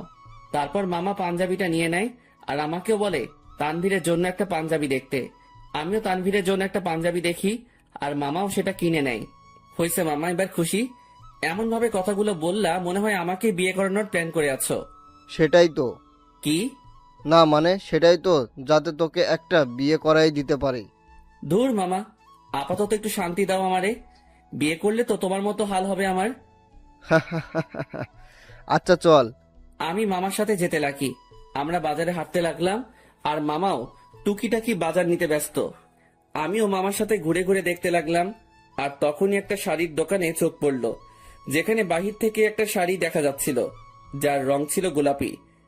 শাড়িটা দেখে তারিনের কথা মনে পড়ল, আর তারিনের পছন্দের কালারও গোলাপি। যেদিন প্রথম তারিনকে দেখি, সে গোলাপি জামা পরে কলেজে আসছিল, যা দেখে প্রায় কলেজের সকলেই তার দিকে তাকিয়েছিল, আর আমি তো দেখেই লাট্টু হয়ে গেছিলাম। আর সেদিনই তারিনকে আমার ভালো লেগে যায়। এরপর তারিনের পিছেই পড়ে যাই, আর প্রায় একটা সপ্তাহের মতো পিছে পড়েছিলাম। এরপর একদিন তানভীর শালা সাহস জাগিয়ে দেয় আর প্রপোজ করি, সাথে সাথে অ্যাকসেপ্ট করে নেয়, আর বলে নাকি সেও নাকি আমাকে পছন্দ করত, কিন্তু আমার রাগের জন্য আমার সামনেও আসতেও ভয় পেত। আসলে আমি সব সময় নিজেকে শান্ত রাখার চেষ্টা করি, কিন্তু যখন রেগে যাই তখন শান্ত হতে অনেক সময় লাগে। আর যার উপর রেগে যাই তাকে সহজে ক্ষমা করি না। কিন্তু তারিনের ব্যবহারটা আমার মোটেও ভালো লাগেনি। আসলে আমি বুঝতে পারলাম তার মধ্যে আমার জন্য কোনো ভালোবাসাই ছিল না, জাস্ট ভালো লাগাই ছিল, যেটাকে আমি ভালোবাসা ভেবে বসেছিলাম। আর সেটাই আমার বড় ভুল ছিল। ভালোবাসা মানে একে অপরের প্রতি বিশ্বাস, ভরসা। কিন্তু তারিনের জন্য আমি তানিয়ার সাথে মিলে তারিনের বার্থডে সেলিব্রেশন করার জন্য প্ল্যান করলাম, কিন্তু তারিন মনে করে বসেছিল আমার আর তানিয়ার মধ্যে কোনো কিছু চলতেছে। যদি তারিন আমাকে বিন্দু মাত্র বিশ্বাস করত, তাহলে সেটা কখনোই মাথায় আনত না। কিন্তু তারিনের মনে ভালোবাসা ছিল না, তাই সে আমাকে তানিয়ার সাথে মিশতে দেখে সন্দেহ করতে লাগলো। আমি মনে করেছিলাম তারিনকে তার বার্থডে পার্টির সারপ্রাইজ দিব, কিন্তু সেই আমাকে বড় ধরনের সারপ্রাইজ দিয়ে বসে আছে। তার জন্য আমি একটা সপ্তাহ শান্তিতে ঘুমাতে পারি নাই, কারণ আমি তারিনের জন্য তার পছন্দের জিনিসগুলো কিনতে আনতে ব্যস্ত। কারণ আমি তারিনকে খুশি দেখতে চাই। তার জন্য এত কিছুই করে শেষমেশ জুতার বাড়ি ও মিথ্যা অপবাদ পেলাম। সে না জেনেই আমাকে এভাবে আঘাত করলো। যদি তার মনে আমার জন্য বিন্দুমাত্র ভালোবাসা থাকতো, তাহলে সে আমাকে সন্দেহ না করে আমার প্রতি বিশ্বাস রাখতো। কিন্তু সে থাক, যা হয়েছে ভালোই হয়েছে। আমিও উচিত শিক্ষা পেলাম আর বুঝতে পারলাম তারিন আমাকে কেমন ভালোবাসছিল। কিরে, কি ভাবছিস? কই কিছুই না। আচ্ছা, নানা ভাইয়ের ওষুধ নিছো? নিব, কিন্তু তোর চোখে পানি কেন? আরে চোখে বালি ঢুকছে, সেটার জন্য। আমার সাথে আয়। আমি মামার সাথে গেলাম, আর মামা একটা কলের কাছে নিয়ে যায়, আর আমিও মুখ ধুয়ে নেই। আসলে তারিনের কথা মনে করতে করতে ওই দিনের ঘটনাটাও মনে পড়ে গেল আমার, তাই চোখেও পানি চলে আসে। সেদিন তারিন আমাকে যেভাবে মারলো, আমি বুঝতে পারলাম সে কতটা ঘৃণা করে আমাকে। সে সত্যি না জেনেই আমাকে আঘাত করলো, যা থেকে বোঝা যায় তারিনের ভালোবাসা কত দূর। চল বাড়ি যাব, বাজার শেষ। নানা ভাইয়ের ওষুধ নাও। মামা চলে গেল ওষুধ নিতে, আর আমাকে বাজারের ব্যাগ ও পাঞ্জাবির প্যাকেটগুলো দিয়ে গেল। আমিও সেগুলো নিয়ে বাইকের কাছে চলে গেলাম। আজ তারিনের কথা মনে পড়তে লাগলো, কিন্তু তাকে এখন আমি ঘৃণা করি। তার ভালোবাসার রূপ দেখলাম ভালো করেই। জানি না কোথায় আছে সে, কি করতেছে। দূর, এর কথা কেন ভাবতে লাগলাম? সে যেখানে থাক ভালো থাক, মোট কথা আমার থেকে দূরে থাকলেই ভালো। আমার আশেপাশেও যাতে এই মেয়েটাকে যেন না দেখি আমি। মামা ওষুধ নিয়ে আসে, তারপর মামা বাইক নেয়, আর আমিও বসে পড়ি ব্যাগ নিয়ে। তারপর আমরা বাড়ি ফিরি। আমি ব্যাগগুলো ডাইনিং টেবিলে রেখে আমার রুমে চলে যাই। সেখানে বসে বসে আমিও মোবাইল নিয়ে ব্যস্ত, কিন্তু তানভীর রুমে ছিল না। শালা ঠান্ডার মধ্যে গেল কই? কিছুক্ষণ পরে মামি আসে আর নাস্তার জন্য যেতে বলে। আমিও মোবাইল চার্জে লাগিয়ে নাস্তা করতে চলে যাই। দেখলাম তানভীর উপস্থিত, আর সে মামা ও নানা ভাইয়ের সাথে কথা বলতেছে। কিরে তানভীর, কই ছিলি তুই? আরে এমনি একটু বের হলাম আর কি। তারপর নাস্তা করি আর রুমে চলে যাই। সেখানে তানভীরও আসে। তোর নাম্বার বন্ধ কেন?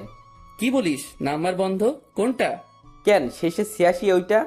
ও ওইটা? ওইটা তো নষ্ট হয়ে গেছে। নষ্ট হয়েছে নাকি তুই নষ্ট করছিস? আমি করছি। কেন, তোর কাছে আমার শেষে 68 ওয়ালা নাম্বারটা নাই?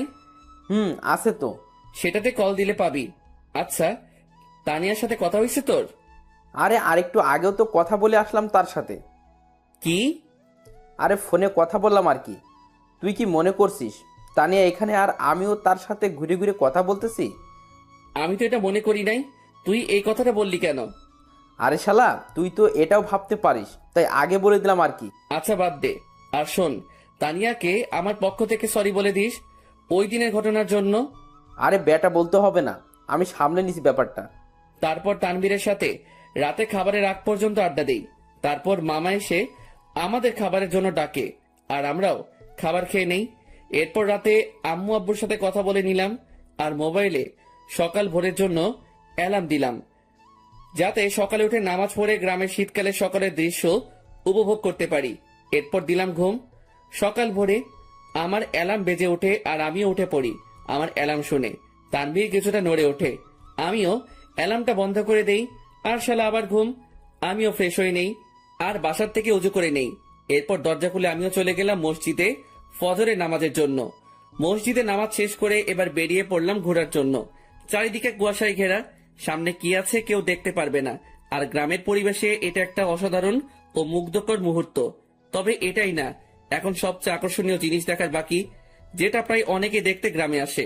আর সেটা হলো শীতকালে সকাল ভোরে সূর্যোদয়। ভাগ্যিস আমি কোট শু পরে বের হইছি, না হলে এমনিও ঠিক না জমে কুলফি হয়ে যাইতাম। আমি হাঁটতে লাগি আর কিছু স্বপ্ন দেখছিলাম, সেইগুলো ভাবতে লাগি। একদিন এক শীতের সকালে তাকে নিয়ে হাঁটবো, একটা চাদরকে দুজনে ভাগাভাগি করে নিয়ে পড়বো, একে অপরকে ধরে সেই কুয়াশা ভরা রাস্তায় একে অপরকে নিয়েই মগ্ন থেকে হেঁটে যাব।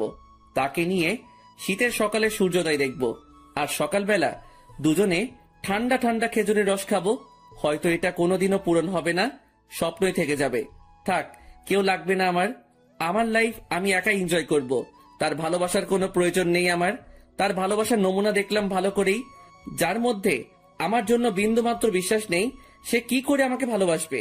ভালোবাসার মধ্যে বিশ্বাসের অবদান বেশি, কারণ একে অপরের প্রতি বিশ্বাসী ভালোবাসাকে আরো বাড়িয়ে তোলে। সূর্যোদয় শুরু হয় আর আমিও রাস্তায় দাঁড়িয়ে দেখতে লাগি। পকেটে হাত দেওয়া অবস্থায় সেই মুগ্ধকর দৃশ্য দেখতে ব্যস্ত আমি। সূর্যোদয় শেষ আর কুয়াশাও আস্তে আস্তে দেখা যেতে লাগে আর শেষ হতে লাগে। তাই আমিও চিন্তা করলাম, শীতের সকাল, দেখি যদি কোনো চায়ের দোকান পাই তাহলে এক কাপ গরম চা খাওয়া যায়। আমিও হাঁটতে লাগি আর ভাগ্যক্রমে একটা চায়ের দোকানও পেয়ে গেলাম। আমিও সেখানে যাই। এক কাপ চা দেন তো। জি দিচ্ছি, বসেন। আমি বসে আছি আর পকেটে হাত, কারণ হাত প্রায় ঠান্ডা হয়ে আসছে। এখন যদি তানভীরের পাশে থাকতো তাহলে আমার এই ঠান্ডা হাত তার পিঠে ঢুকাই দিতাম। প্রতি শীতেই শালারে এই চাকা দিয়ে আমি।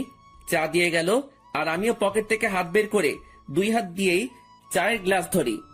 চায়ের গ্লাসের তাপ দিয়ে হাত গরম করতেছি আর একটু একটু চুমুক দিচ্ছি চায়ে। চা খাওয়া শেষ করলাম আর পকেট থেকে মানি ব্যাগটা বের করে চায়ের বিল দিয়ে দিলাম আর সেখান থেকে চলে আসলাম। আমি বাড়ির দিকে যেতে লাগি। বাড়ি আঙিনায় যেতে দেখি সামনে একটা সিএনজি। মনে হয় বাড়িতে কেউ আসছে। থাক, যেই আসুক আমার কি। আমিও আস্তে করে বাড়িতে ঢুকে যাই আর নিজের রুমের দিকে চলে যাই। রুমে প্রবেশ করা মাত্রই আমার চোখ কপালে উঠে গেল। তোমরা? কি রে হারামজাদা, ভালোই তো মজা মাস্তিতে আসিস। জি হ্যাঁ, আমার রুমে আমার আম্মু আব্বু উপস্থিত আর তানভীরও ঘুম থেকে উঠে গেছে। তোমরা এখানে কেমনে? কালকে না তোমাদের সাথে কথা বললাম আমি? আমরা 11টার গাড়িতে উঠি আর এখানে চলে আসি। এখানে আসার কারণটা কি? তাও হঠাৎ করে চলে আসলা, ব্যাপারটা বুঝলাম না। আমার আম্মু আব্বুর বাড়ি আর আমি আসবো না, এটা কি ধরনের কথা? আসবে মানা কি করলো, কিন্তু হঠাৎই না বলে চলে আসলা, ব্যাপারটা আমাকে একটু চিন্তায় ফেলে দিল। চুপ হারামজাদা, এত চিন্তা করতে হবে না তোকে। তোর জন্য আমি তানভীরকে মারলাম। মানে? আর বলিস না দোস্ত, আমাকে তুই মনে করে আমি ঘুমানো অবস্থায় মাথায় দিল একটা। তুই শালা মাইরের যোগ্য। আম্মুর কাছে গিয়ে আম্মুকে জড়িয়ে ধরলাম। তো মাই আম্মা যান, একটু বলবেন আপনার চেহারা এত খুশি কেন? কারণ আমার আব্বু জানতাকে পেয়ে গেলাম যে। কেমন আছিস আব্বু? কোনো অসুবিধা হচ্ছে না তো? আর বলিও না আম্মু, রাতের বেলা মশারা আমার কিস নিতে নিতে আমার ইজ্জত আস্ত রাখে নাই। এখন বউকে কি বলবো সেটাই সমস্যা। আমার কথা শুনে আম্মু আব্বু হেসে দেয়, কিন্তু তানভীরের মুখে অন্য কিছু দেখতে পাচ্ছি। কিরে তানভীর, তোর কি হয়েছে আবার? কই কিছুই না, আমার ঠান্ডা লাগছে, আমি ঘুমাই। যা ঘুমা তুই। আমি আম্মু আব্বুকে নিয়ে হলরুমের দিকে গেলাম আর দেখলাম মামা নানা ভাই কথা বলতেছে। আপু, এটা কি আসলেই তোর ছেলে? কেন? তোরে কি করলো? আর বলিস না আপু, আসতে না আসতেই আমার জীবনের অর্ধেক আগেই টানা টানা করেছে, আর এখন বাকিটুকু করতেছে আর কি। এই মামা, মেজাজ গরম করিও না, না হলে যে একেবারে জায়গা বরাবর বাস দিমো। আল্লাহ কি দেখে তোরে বানাইছে বুঝি না, একবারে ফাজিল, এর বাপ তুই। আজ আছি তো তাই এইসব বলতেছো, একদিন এই ফাজিলটা থাকবে না। সেদিন মিস করলেও লাভ হবে না মামু। প্রথম কথা, তুই ফাজিল না, শয়তানের নানা, আর শয়তান মরে না, বুঝছস? ওকে, দেখা যাবে। মামা ভাগিনার ঝগড়া শেষ হয়েছে? হয় নাই, আরো বাকি আছে। মামু, মেজাজটা কিন্তু 440 করছো। কোন সময় কোন অঘটন ঘটাই দেই আর তোমারে ফাঁসাই দিব কিন্তু। কেন, কি করবি তুই? বেশি কিছু না, গ্রামে কোনো এক আন্টিকে টাকা দিয়ে ভাড়া করে আনবো। কেন, গ্রামের মহিলা এনে কি করবি? তারে বলবো তোমার জিএফ হিসেবে নিজেকে পরিচয় দিতে, বাকিটা মামি সামলাবে আর কি। কথাটা শুনে আব্বু আম্মু নানা ভাই হেসে দিল, আর মামার মুখের রিয়াকশন দেখে আমার হাসি আসতেছে। মামা ফুল শক খেয়ে গেল। ওরে খোদারে, আমার জীবন শেষ করার জন্যই জন্মাইছে হারামজাদা বজ্জাত, কি জিনিস রে তুই? এই আপু, এটা কি আসলে তোর ছেলে? আমার সন্দেহ হচ্ছে, এটাকে মনে হয় ভুল করে নিয়ে নিচ্ছিস তুই। আম্মু আব্বু হাসতেছে কারণ তারা ভালো করে জানে মামা ভাগিনার কাণ্ড। এইভাবে কিছুক্ষণ মজা করে রুমে চলে যাই। সকালে নাস্তার সময় আমরা সকলে একত্রে হই। আমি, আব্বু, মামা, নানা ভাই, শান্ত, তানভীর, আমরা সকলে নাস্তা করে নিলাম। অন্তর, তুই এমন কেন? আমি আবার কি করলাম? বাবা রে, তুই কি আমাদের কিছুই মনে করিস না? আরে কি হয়েছে, কান্না করতেছো কেন? সমস্যা কি একটু বলো তো, কি করলাম আমি? আমি আব্বুকে জড়িয়ে ধরলাম। যদি কোনো ভুল কিছু করে থাকি ক্ষমা করে দিও। আর ওই দিনের ব্যাপারটার জন্য সরি। আসলে মাথা ঠিক ছিল না, তাই কথা বলতে ইচ্ছে করতেছিল না। তাই রাগ করে টেবিল থেকে গ্লাস ফ্লোরে ছুঁড়ে মারি। আব্বু আমাকে খুব শক্ত করে জড়িয়ে ধরে। আমি বুঝতে পারলাম আব্বুর মনে কিছু একটা চলতেছে, কিন্তু কি তা বুঝতে পারতেছি না। আচ্ছা আব্বু, চলো একটু ঘুরে আসি দুজন মিলে। চল। আমি আব্বুকে নিয়ে গ্রামে ঘুরতে গেলাম আর দুপুর পর্যন্ত ঘুরলাম। এরপর বাসায় আসলাম। অন্তর, তুই সত্যি কি ভালো আছিস? তোর মনে কোনো কষ্ট নেই তো? আমাকে দেখে কি মনে হয় তোমার আমি কষ্টে আছি? কষ্টে থাকলে কেউ তিরিং বিরিং করে ঘুরে বেড়ায় নাকি? মজা মাস্তি করে নাকি? আল্লাহর রহমতেই ভালো আছি আমি। তবে তোমার কেন মনে হচ্ছে আমি ভালো নেই? না, এমনি। আচ্ছা চল ভিতরে যাই। আমরা ভিতরে গেলাম। দুপুরে খাবার সময় আমরা সকলে মানে সকল ছেলে মানুষ একত্রে খাবার খেয়ে নিলাম। তারপর আর কি, অন্যান্য দিন যা করি সেটাই করে সন্ধ্যা পর্যন্ত পার করলাম। সন্ধ্যায় আমি মোবাইলটা চার্জে লাগিয়ে আসি নাস্তার জন্য। হল রুমে এসে দেখি সকলে কি নিয়ে আলোচনা করতে ব্যস্ত। আমিও গেলাম তাদের কাছে। আচ্ছা, আমি একটা জিনিস বুঝলাম না। আমি আর তানভীর যেদিন আসলাম সেদিন থেকে তোমরা আমাকে ছাড়া বাকি সবাই আলোচনা সভা তৈরি করে আলোচনা করতে ব্যস্ত। এখন আজকে আব্বু আম্মু আসলো, আজকে আব্বুকে নিয়েও তোমরা শুরু করে দিলে। আসলে কি এমন আলোচনা করতেছো তোমরা? আমার কথাগুলো শুনে সবাই থমকে গেল। মনে হয় আমি তাদের কাছে তাদের জান চাইছি। কিছু না রে, এমনি আড্ডা চলতেছে আর কি। মামা, নানা ভাই তারা এতই ফ্রেন্ডলি যে তাদের সাথে আড্ডা দিতে হেব্বি মজা হয়। তুইও আয়। আমি তাদের কাছে গিয়ে আড্ডা দিতে ব্যস্ত, কিন্তু সকলের চেহারায় অন্য কিছু দেখতে পাচ্ছি আমি। তারা আমার থেকে কথা লুকাচ্ছে তা আমি শিওর, কিন্তু কি সেটা জানি না। তবে আমাকে জানতে হবে। সন্ধ্যায় সকলে নাস্তা করে নিলাম। আমি একটু বাইরে যাব।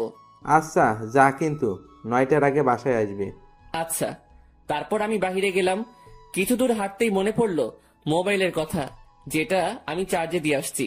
তাই আমিও আবার বাড়ির দিকে গেলাম। দরজা মুখোমুখি দেওয়া, আর আমি হলরুমে যেতেই দেখি সেখানে কেউ নেই। কিরে, আমি আসার আগ পর্যন্ত তো আব্বু, নানা ভাই, মামা, তানভীর এখানেই ছিল, তাহলে কই গেল? আমিও আমার রুমের দিকে যাই, আর চার্জ থেকে মোবাইলটা নিয়ে বেরিয়ে আসতেই নানুর রুম থেকে কথা বলার আওয়াজ পাই। আব্বু, আমি তানভীরের কাছ থেকেই সকল কথা শুনে তাকে তোমাদের কাছে পাঠালাম। শুধু তাই না, তারিনও আমাকে কল দিয়ে সত্যিটা বলে যে সে কি কি করছে অন্তরের সাথে। প্রথম আমারও রাগ উঠছিল, তারপর তারিন কান্নাকাটি করতে লাগে আর সে তার ভুল বুঝতে পারে। তোমাদেরও সবটুকু বললাম, অন্তরকে বুঝতে দিই নাই। আমরা তার কষ্ট সম্পর্কে অনেক আগেই জেনে গেছি। রেহেনা, মা শোন, আমাদের বুদ্ধিমতো অন্তরকে এখানে আনলাম আর আটকে রাখলাম। তাকে বুঝতেও দিই নাই যে আমরা এখানে তার বিয়ের ব্যবস্থা করছি। আমি কথাগুলো শুনে নিস্তব্ধ হয়ে গেলাম। খুব বড় ধরনের শখ খেলাম আমি। তার মানে আমাকে এই কারণে আম্মু নানার বাড়িতে পাঠাইছে। আমি কি বলবো বা করবো কিছুই বুঝতে পারলাম না।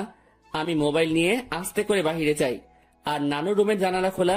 সেটা দিয়ে আমি কোনো মতে নিজেকে আড়াল করে বাইরে থেকে তাদের দেখতে ও কথাগুলো শুনতে লাগি।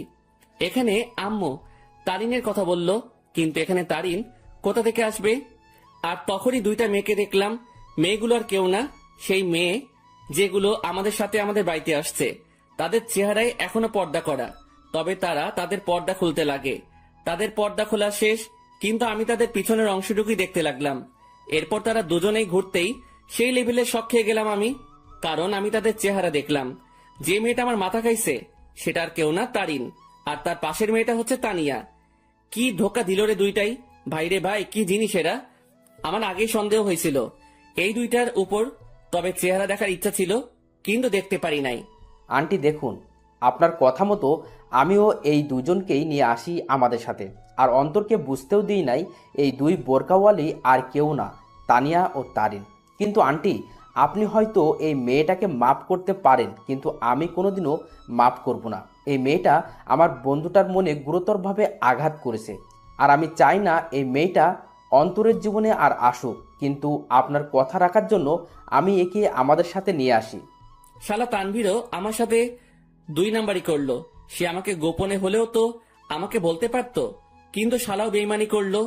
তানভীর প্লিজ, আল্লাহর দোহাই লাগে, আমাকে মাফ করে দাও। আমি সত্যিই অজান্তে এমনটা করছি। আমি অন্তরকে হারাইতে চাই না। প্লিজ আমার অন্তরকে ফিরিয়ে দাও। কথা দিচ্ছি আর এমন হবে না, কোনোদিনও না। এই, তুমি এভাবে কথা বলতেছো কেন? তারিন তো তার ভুল বুঝতে পারছে, তাহলে কেন ওকে কথা শোনাচ্ছ তুমি? তুমি কি ভুলে গেছো এই মেয়েটা কি অপবাদ দিয়েছিল তোমাকে ও অন্তরকে? আর ভুলে গেলেও কিভাবে অন্তরকে জুতার বাড়ি দিচ্ছে। এই মেয়ে ক্ষমার যোগ্য না। তানভীর বাবা শোন, আমি জানি আমার ছেলেটার সাথে কি করলো তারিন, কিন্তু সে তো তার ভুল বুঝতে পারলো। আর আমি আমার ছেলেকে চিনি ভালো করে, সে নিশ্চয়ই তারিনকে ক্ষমা করে দিবে। কিন্তু আন্টি, আমার মনে হয় না অন্তর এই মেয়েটাকে ক্ষমা করবে। আমি অন্তরকে ভালো করে চিনি, কারণ অন্তরের সাথে কেউ শত্রুতামি করলেও অন্তর ক্ষমা করে দিতে পারে, কিন্তু এই মেয়েটা অন্তরের মন ভাঙছে। তাই তো বাবা, আমরা অন্তর ও তারিনের বিয়ের ব্যবস্থা করেছি, যাতে বিয়ের পর অন্তর তারিনকে বুঝতে পারে আর ক্ষমাও করে দেয়। আর এই জন্যই আগামীকালেই অন্তর ও তারিনের বিয়ে দিব আমরা সকলে মিলে। তানভীর, আমি অন্তরকে না পেয়ে মরেই যাব। দেখো তানভীর, আমি জানি আমি অনেক বড় ভুল করছি, কিন্তু বিশ্বাস করো অন্তরকে আমি নিজের থেকেও বেশি ভালোবাসি। তানভীর, আমি তোমার পায়ে পড়ি, একমাত্র তুই পারিস অন্তরকে আমার করে দিতে। এই মেয়ে দূরে থাক আমার থেকে। আর আন্টি আঙ্কেল যেহেতু আপনার অন্তরকে না জানিয়ে অন্তরের বিয়ের ব্যবস্থা করছেন, যদি অন্তর জানতে পারে যে আপনাদের প্ল্যানে আমি জড়িত, তাহলে অন্তর আমাকে কখনোই ক্ষমা করবে না। তাই আপনারাও কেউ বলিয়েন না যে আমি আপনাদের সাথে ছিলাম। কিন্তু তানভীর, আমি তো সত্যিটা জেনেই গেছি। আর কথা রইল বিয়ের, সেটা তখনই হবে যখন আমি এখানে থাকবো। তার আগেই আমি এখান থেকে কেটে পড়বো। ঠিক আছে বাবা, আমরা এটা বলবো না যে তুমি সব জানতে। আমরা ব্যাপারটা লুকাবো অন্তর থেকে। এবার আমার সামনে সকল সত্য চলে আসলো। বাহ, ভালোই তো প্ল্যান করছে। আর কি বললো তারিন? সে আমাকে ভালোবাসে, তাই না? আর ভালোবাসা লাগবে না, বিয়ে তো দূরে থাক, তার চেহারাও দেখতে আমি ইচ্ছুক নই। আমিও চলে গেলাম। কোনো মতে রাত 8টা পর্যন্ত বাহিরে কাটালাম। আমি বাড়ি আসলাম আর দেখলাম তারা কথা বলতেছে। আমি তো এখন জেনেই গেছি তাদের কি নিয়ে আলোচনা হতো এতদিন। তারা আমার থেকে কথা লুকাইছে, এবার আমিও তাদের বুঝতে দিব না আমিও তাদের গোপন কথাটা জেনে গেছি। সকলে মিলে রাতের খাবারটা খেয়ে নিলাম, তবে আমি চুপচাপ ভাবে থাকি আর তাদের বুঝতে দেই না আমার মনে কি চলতেছে। আমি কারোর সাথে কোনো কথা না বলে চলে যাই রুমে। কিরে, কি করিস? কিছু না। কিরে, এভাবে চুপচাপ আসিস কেন? আমার ঘুম আসতেছে। Bye, good night. আমি কম্বলটা গায়ের উপর দিয়ে শুয়ে পড়ি। রাত প্রায় 12টা বাজে। তানভীর ঘুমাই, কিন্তু আমি ঘুমাইনি, কারণ আমি চলে যাব এখান থেকে, কাউকে বলেও যাব না। আমিও উঠে আমার ব্যাগ গুছিয়ে নিয়ে রেডি হয়ে আস্তে করে ব্যাগ নিয়ে রুম থেকে বেরিয়ে পড়ি আর আস্তে করে দরজা খুলে বাসার বাইরে চলে যাই। আমাদের বাড়ি থেকে বাস স্টেশন প্রায় হেঁটে গেলে 15 মিনিটের রাস্তা, আর আমিও ব্যাগ নিয়ে হাঁটতে লাগি। বাস স্টেশন প্রায় হেঁটে গেলে 15 মিনিটের রাস্তা, আর আমিও ব্যাগ নিয়ে হাঁটতে লাগি। আমি কোনো মতে বাস স্টেশনে পৌঁছে যাই। সেখানে গিয়ে মামা তানভীরকে SMS করে দেই যে আমি চলে যাচ্ছি। আমার জন্য চিন্তা না করতে। ব্যাস মেসেজ দিয়ে মোবাইলটা অফ করে দেই আর বাস স্টেশনে বসে আছি। আজ আমি আমার আপন মানুষগুলো থেকে দূরে চলে যাব, তবে জানি না কোথায় যাব আমি। তবে আপাতত আমি আমার এলাকার দিকেই যাব, এরপর না হয় অন্য কোনো কিছু ভাববো আমি। ভাগ্যক্রমে একটা বাস আসে আর আমি উঠে পড়ি। আমি বাসের মধ্যে ড্রাইভারের পিছনের সিটে বসি। সেখানে টিকিট বাকি ছিল, তাই আমিও নিয়ে নেই। মোট কথা তাদের থেকে দূরে চলে যেতে চাই আমি। আর তারিন, যে কিনা আমাকে অনেক কষ্ট দিল, সে আমার আম্মু আব্বুকে ভালোই পটাতে পারলেও সে কোনো দিনও আমাকে পাবে না, কারণ সে আমার মনে গুরুতরভাবে আঘাত করলো। আমি অনেক কষ্ট ভোগ করছি, আর এত সহজে তারিন আমাকে পেয়ে যাবে তা কোনো দিনও না। এবার সেও বুঝুক, যখন ভালোবাসার মানুষ দূরে থাকে ও ঘৃণা করে তখন কেমন লাগে। আমি অনেক কষ্ট অনুভব করলাম, এবার তার পালা কষ্ট অনুভব করার। আমি কোনো দিনও তারিনকে বোরকা পরা অবস্থায় দেখি নাই, আর আমাদের সাথে যখন বাসে ওঠে তখন সে বোরকাটা পরে, মানে শুধু চোখগুলো দেখা যাবে, বাকি শরীরের অংশ দেখা যাবে না। ওই বোরকাটা পরে, আর এই বোরকাটা পরায় আমি তারিনকে চিনতে পারি নাই। তবে শুধু তারিন না, তানিয়াও তারিনের মতোই বোরকা পরে, তবে বোরকার রংটা ভিন্ন। তারিন পরছিল কালো আর তানিয়া পরছিল একটু নেভি ব্লু বোরকা। মেয়েটা ভালোই বুদ্ধি খাটাইছে, মানতেই হবে। সে আমার সামনে না এসে আম্মু আব্বুকে ভালোভাবেই পটাইছে ও তাদেরকে ভালোভাবেই আয়ত্ত করলো, কিন্তু কোনো লাভ হয়নি। কি করে ভাবলো এত সহজে আমাকে পেয়ে যাবে? আমাকে যতটুকু কষ্ট দিল তাকেও সেটা অনুভব করতে হবে, এরপর না হয় দেখা যাবে। প্রায় 2 ঘন্টা বাস চলতেছে, কিন্তু চোখে কোনো ঘুম নেই আমার। থাকবেই বা কি করে? যে দেখলাম ও শুনলাম আমি যদি আজ সেখান থেকে না চলে আসতাম, তাহলে তারা আমাকে জোর করে হলেও তারিনের সাথে বিয়ে দিত। কিন্তু আমি কোনো দিনও এই মেয়েকে এত সহজে মেনে নিব না। একবার এই মেয়েটা আমাকে সন্দেহ করে ও অবিশ্বাস করে, আমাকে অনেক অপমান করলো আর জুতার বাড়িও দিল। আর আজ যদি মেয়েটাকে আমি বিয়ে করি, তাহলে আমার অপমানের কি হবে? আমার মনে যে আঘাত করলো তার কি হবে? আর তাছাড়াও এরপর সে যদি অন্য কোনো কাহিনী করে বসে বা আমার পরিবার থেকে আমাকে আলাদা করতে চায়, তাহলে না, এই মেয়ে ভালোবাসার যোগ্য নয়। ওর মনে কোনো ভালোবাসা নেই, আছে শুধু ভালো লাগা। আর ভালোবাসার কি বা বুঝে এই মেয়ে? হ্যাঁ, ভালোবাসার কোনো কিছু জানে সে? ভালোবাসা কি সেটা জানে নাকি? যদি সে সত্যিকারই আমাকে ভালোবাসতো তাহলে আমার উপর ভরসা রাখতো, কিন্তু সে। বাসের ব্রেক কাজ করতেছে না। কথাটা শুনে সেখানে থাকা যাত্রীরা ও আমি শক খেয়ে গেলাম। কি বলতেছেন আপনি এসব? বাসের ব্রেক কাজ করতেছে না, হঠাৎ করেই ব্রেক কাজ করা বন্ধ করে দিয়েছে। ড্রাইভারের কথা শুনে যাত্রীরা আতঙ্কে ও ছোটাছুটি চিৎকার চেঁচামেচি শুরু করে দেয়। আরে আপনারা শান্ত হন সবাই, প্লিজ এভাবে উত্তেজিত হবেন না। আর তখনই সামনে থেকে একটা ট্রাক আসে আর বাসের সাথে ট্রাকের ধাক্কা লাগে। এক মুহূর্তেই সকল কিছু পরিবর্তন হয়ে গেল। আমার চোখ ঝাপসা হয়ে আসছে, তবুও চোখে একবার আশেপাশে দেখে নেই। মৃত্যু আমার চলে আসছে, আর আমার জীবনের সমাপ্তি হয়তো এইভাবেই হওয়ার ছিল। আর কিছুক্ষণের মধ্যে অন্তর সেখানে মারা যায়। বাসে প্রায় 40 জনের মতো ছিল, যার মধ্যে অনেকেই গুরুতর আহত হয়। আর সামনে থাকা ড্রাইভারও শেষ। বাসটি সামনে স্টেশন থেকে যাত্রী নেওয়ার কথা ছিল, হয়তো আর যাত্রী নেওয়া হলো না।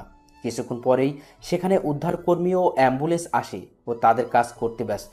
সকালবেলা তানভীরের মোবাইল বেজে ওঠে। হ্যালো। অপর পাশ থেকে কথা শুনেই তানভীরের মোবাইল হাত থেকে পড়ে যায়। তানভীর পাগলের মতো ব্যবহার করতে শুরু করে, আর তানভীর অন্তরের মামাকে নিয়ে সেও সকাল সকাল বেরিয়ে পড়ে। তানভীর ও অন্তরের মামা জায়গা মতো চলে যায়। তাকে একজন পুলিশ ফোন দেয় আর ঠিকানাটাও দেয়, আর বলে সেখানে চলে আসতে, আর তানভীরও সেখানে চলে যায়। তানভীর, কি হয়েছে? তুই এখানে আনলি কেন? তানভীর চুপ হয়ে আছে। জি, আপনার নাম কি তানভীর? জি। আসুন আমার সাথে। আসলে ডেড বডির পকেট থেকে আমরা একটা মোবাইল পাই, আর সেটা অন করেই সেখানে আপনার নাম্বার দেখতে পাই, যেখানে লেখা ছিল তানভীর বেস্টো। তাই আপনাকে কল দিলাম। কার ডেড বডির কথা হচ্ছে অফিসার? আসুন আমার সাথে। পুলিশ তানভীর ও অন্তরের মামাকে একটা রুমে নিয়ে যায়, যেটাতে ডেড বডি শোয়ানো। সেখানে সাদা চাদর মোড়ানো একটি লাশের কাছে নিয়ে যায়। তানভীর, কি হয়েছে রে? কার কি হয়েছে? কিন্তু তানভীর নিস্তব্ধ। পুলিশ অফিসার সাথে সাথে সেই লাশের মুখ থেকে সাদা চাদরটা সরায়। সাথে সাথে অন্তরের মামা লাশ দেখে থমকে যায়, কারণ এটা তার ভাগ্নে অন্তরের ডেড বডি। এই তানবীর, এটা কে?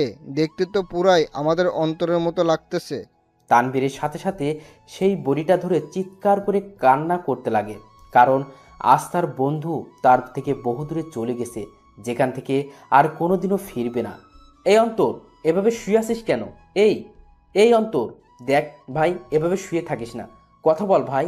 এই তুই না আমাকে ভাই ডাকছিস, আর তুই না বলতি তুই আমার কথা শুনবি, তাহলে শালা এভাবে শুয়ে আছিস কেন? এই অন্তর। এই তুই কাকে অন্তর বলতেছিস তানবীর? আমাদের অন্তর তো বাসায়। আর তখনই অন্তরের মামার মোবাইলে কল আসে, আর দেখে তার বোন কল দিছে। কি রে ভাই, কই গেছিলি? আর তানভীর, অন্তর কই?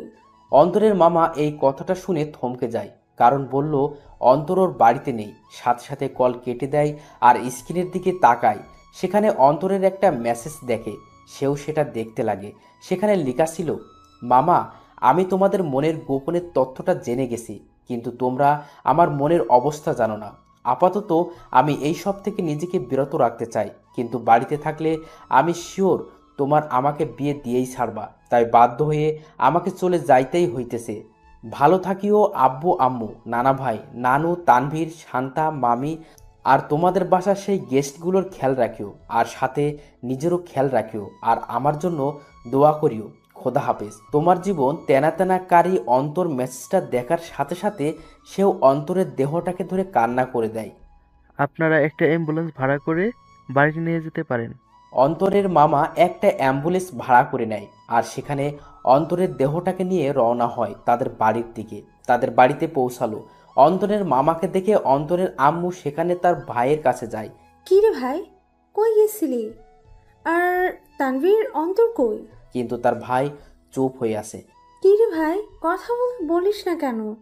আর আজকে তারিনের পরিবার আসতেছে, তাদের থাকার ব্যবস্থা কর। কি রে, কথা বলিস না কেন তুই? তখনই খেয়াল করে একটা অ্যাম্বুলেন্স তাদের বাড়ির দিকে আসতেছে। কি রে ভাই, বাড়িতে অ্যাম্বুলেন্স?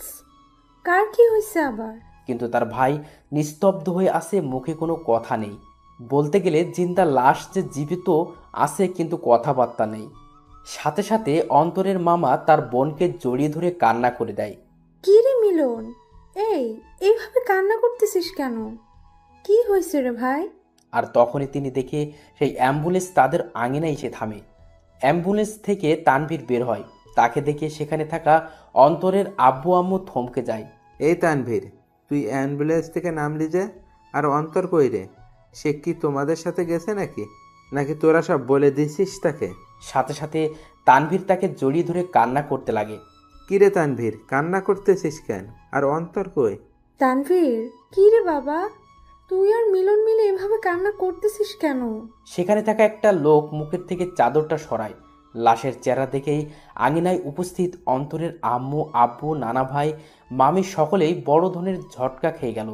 সাথে সাথে অন্তরের আব্বু আম্মু, নানা ভাই সেই লাশের কাছে গেল, আর তারা দেখলো তাদেরই অন্তরের সেই সাদা চাদর গায়ে মরিয়ে চোখ বন্ধ করে আছে।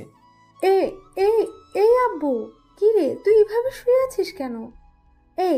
কি রে, কি হয়েছে তোর? কথা বলিস না কেন? অন্তর, বাবা, কি রে, এভাবে এখানে শুয়ে আছিস কেন? কি হয়েছে তোর? কথা বলিস না কেন?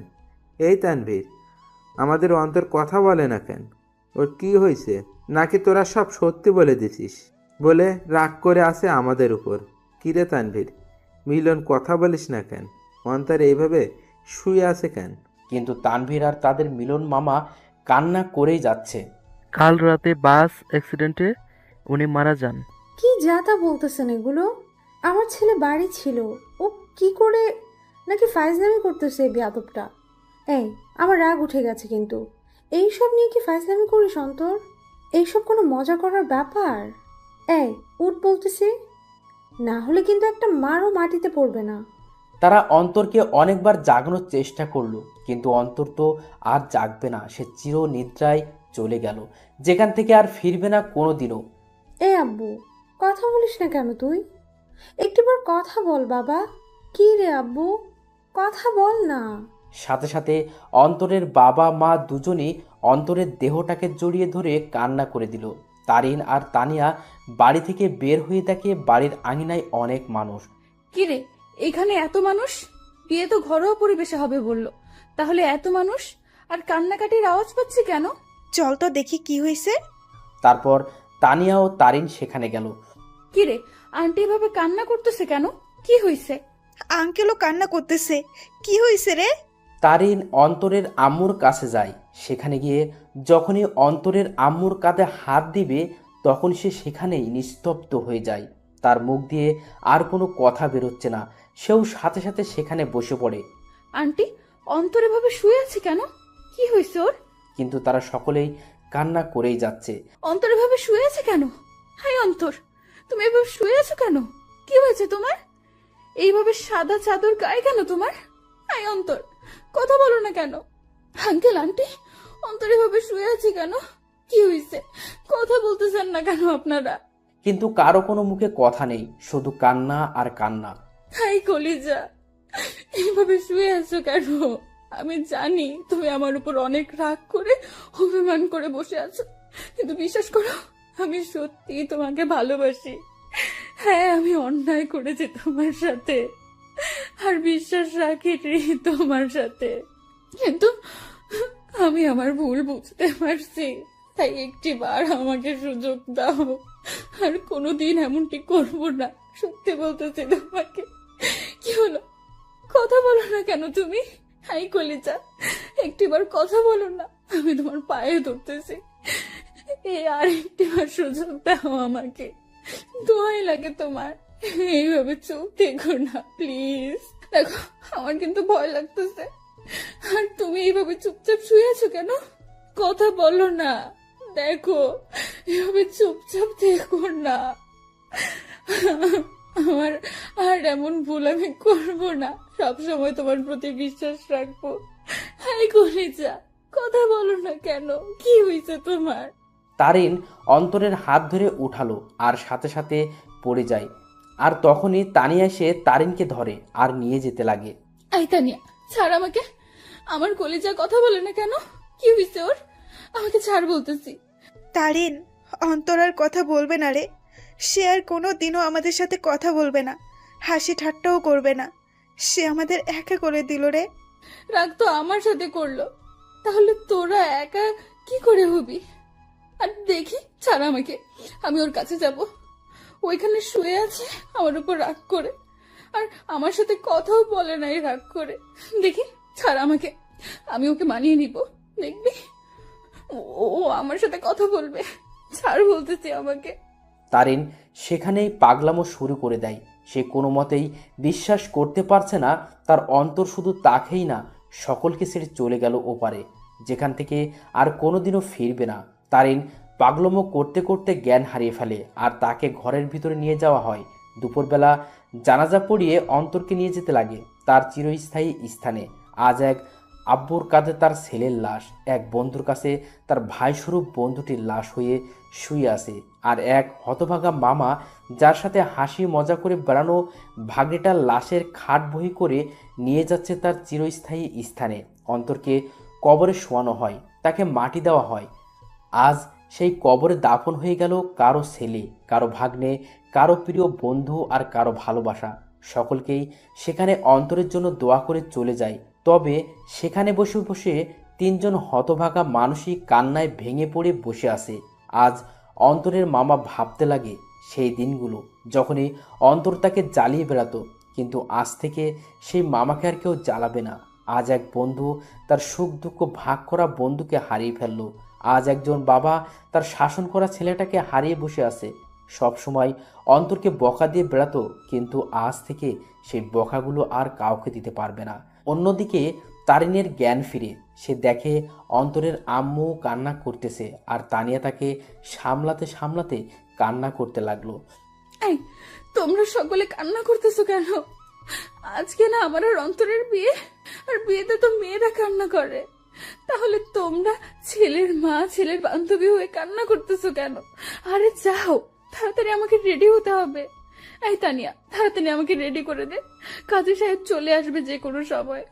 আর অন্তর রেডি হইছে, দেখ না। আর শোন, তানভীরকে বল না অন্তরকে রেডি হওয়া অবস্থায় একটু ছবি দিতে, আমি একটু দেখবো আমার কলেজাটাকে। তানভীরকে বল না অন্তরের ছবি দিতে, আমাকে রেডি করে দে। আমি শাড়ির আঁচল সামলাতে পারি না, কিন্তু ও বলছিল শাড়িতে নাকি আমাকে দারুণ মানাবে, আমি ওর জন্য শাড়ি পরবো। তারিন, কি হয়েছে? আর আন্টি, সরি আম্মু, একটু রেডি করে দাও না, কাজী সাহেব চলে আসবে তো, আমাকে আবার অন্তরকে মানাতে হবে। তারিন সেখানে পাগলের মতো ব্যবহার করতে লাগলো। তারিনকে অনেকবার বোঝানোর চেষ্টা করা হলো অন্তর অনেক দূরে চলে গেছে, কিন্তু সে তা কোনো মতেই মানছে না।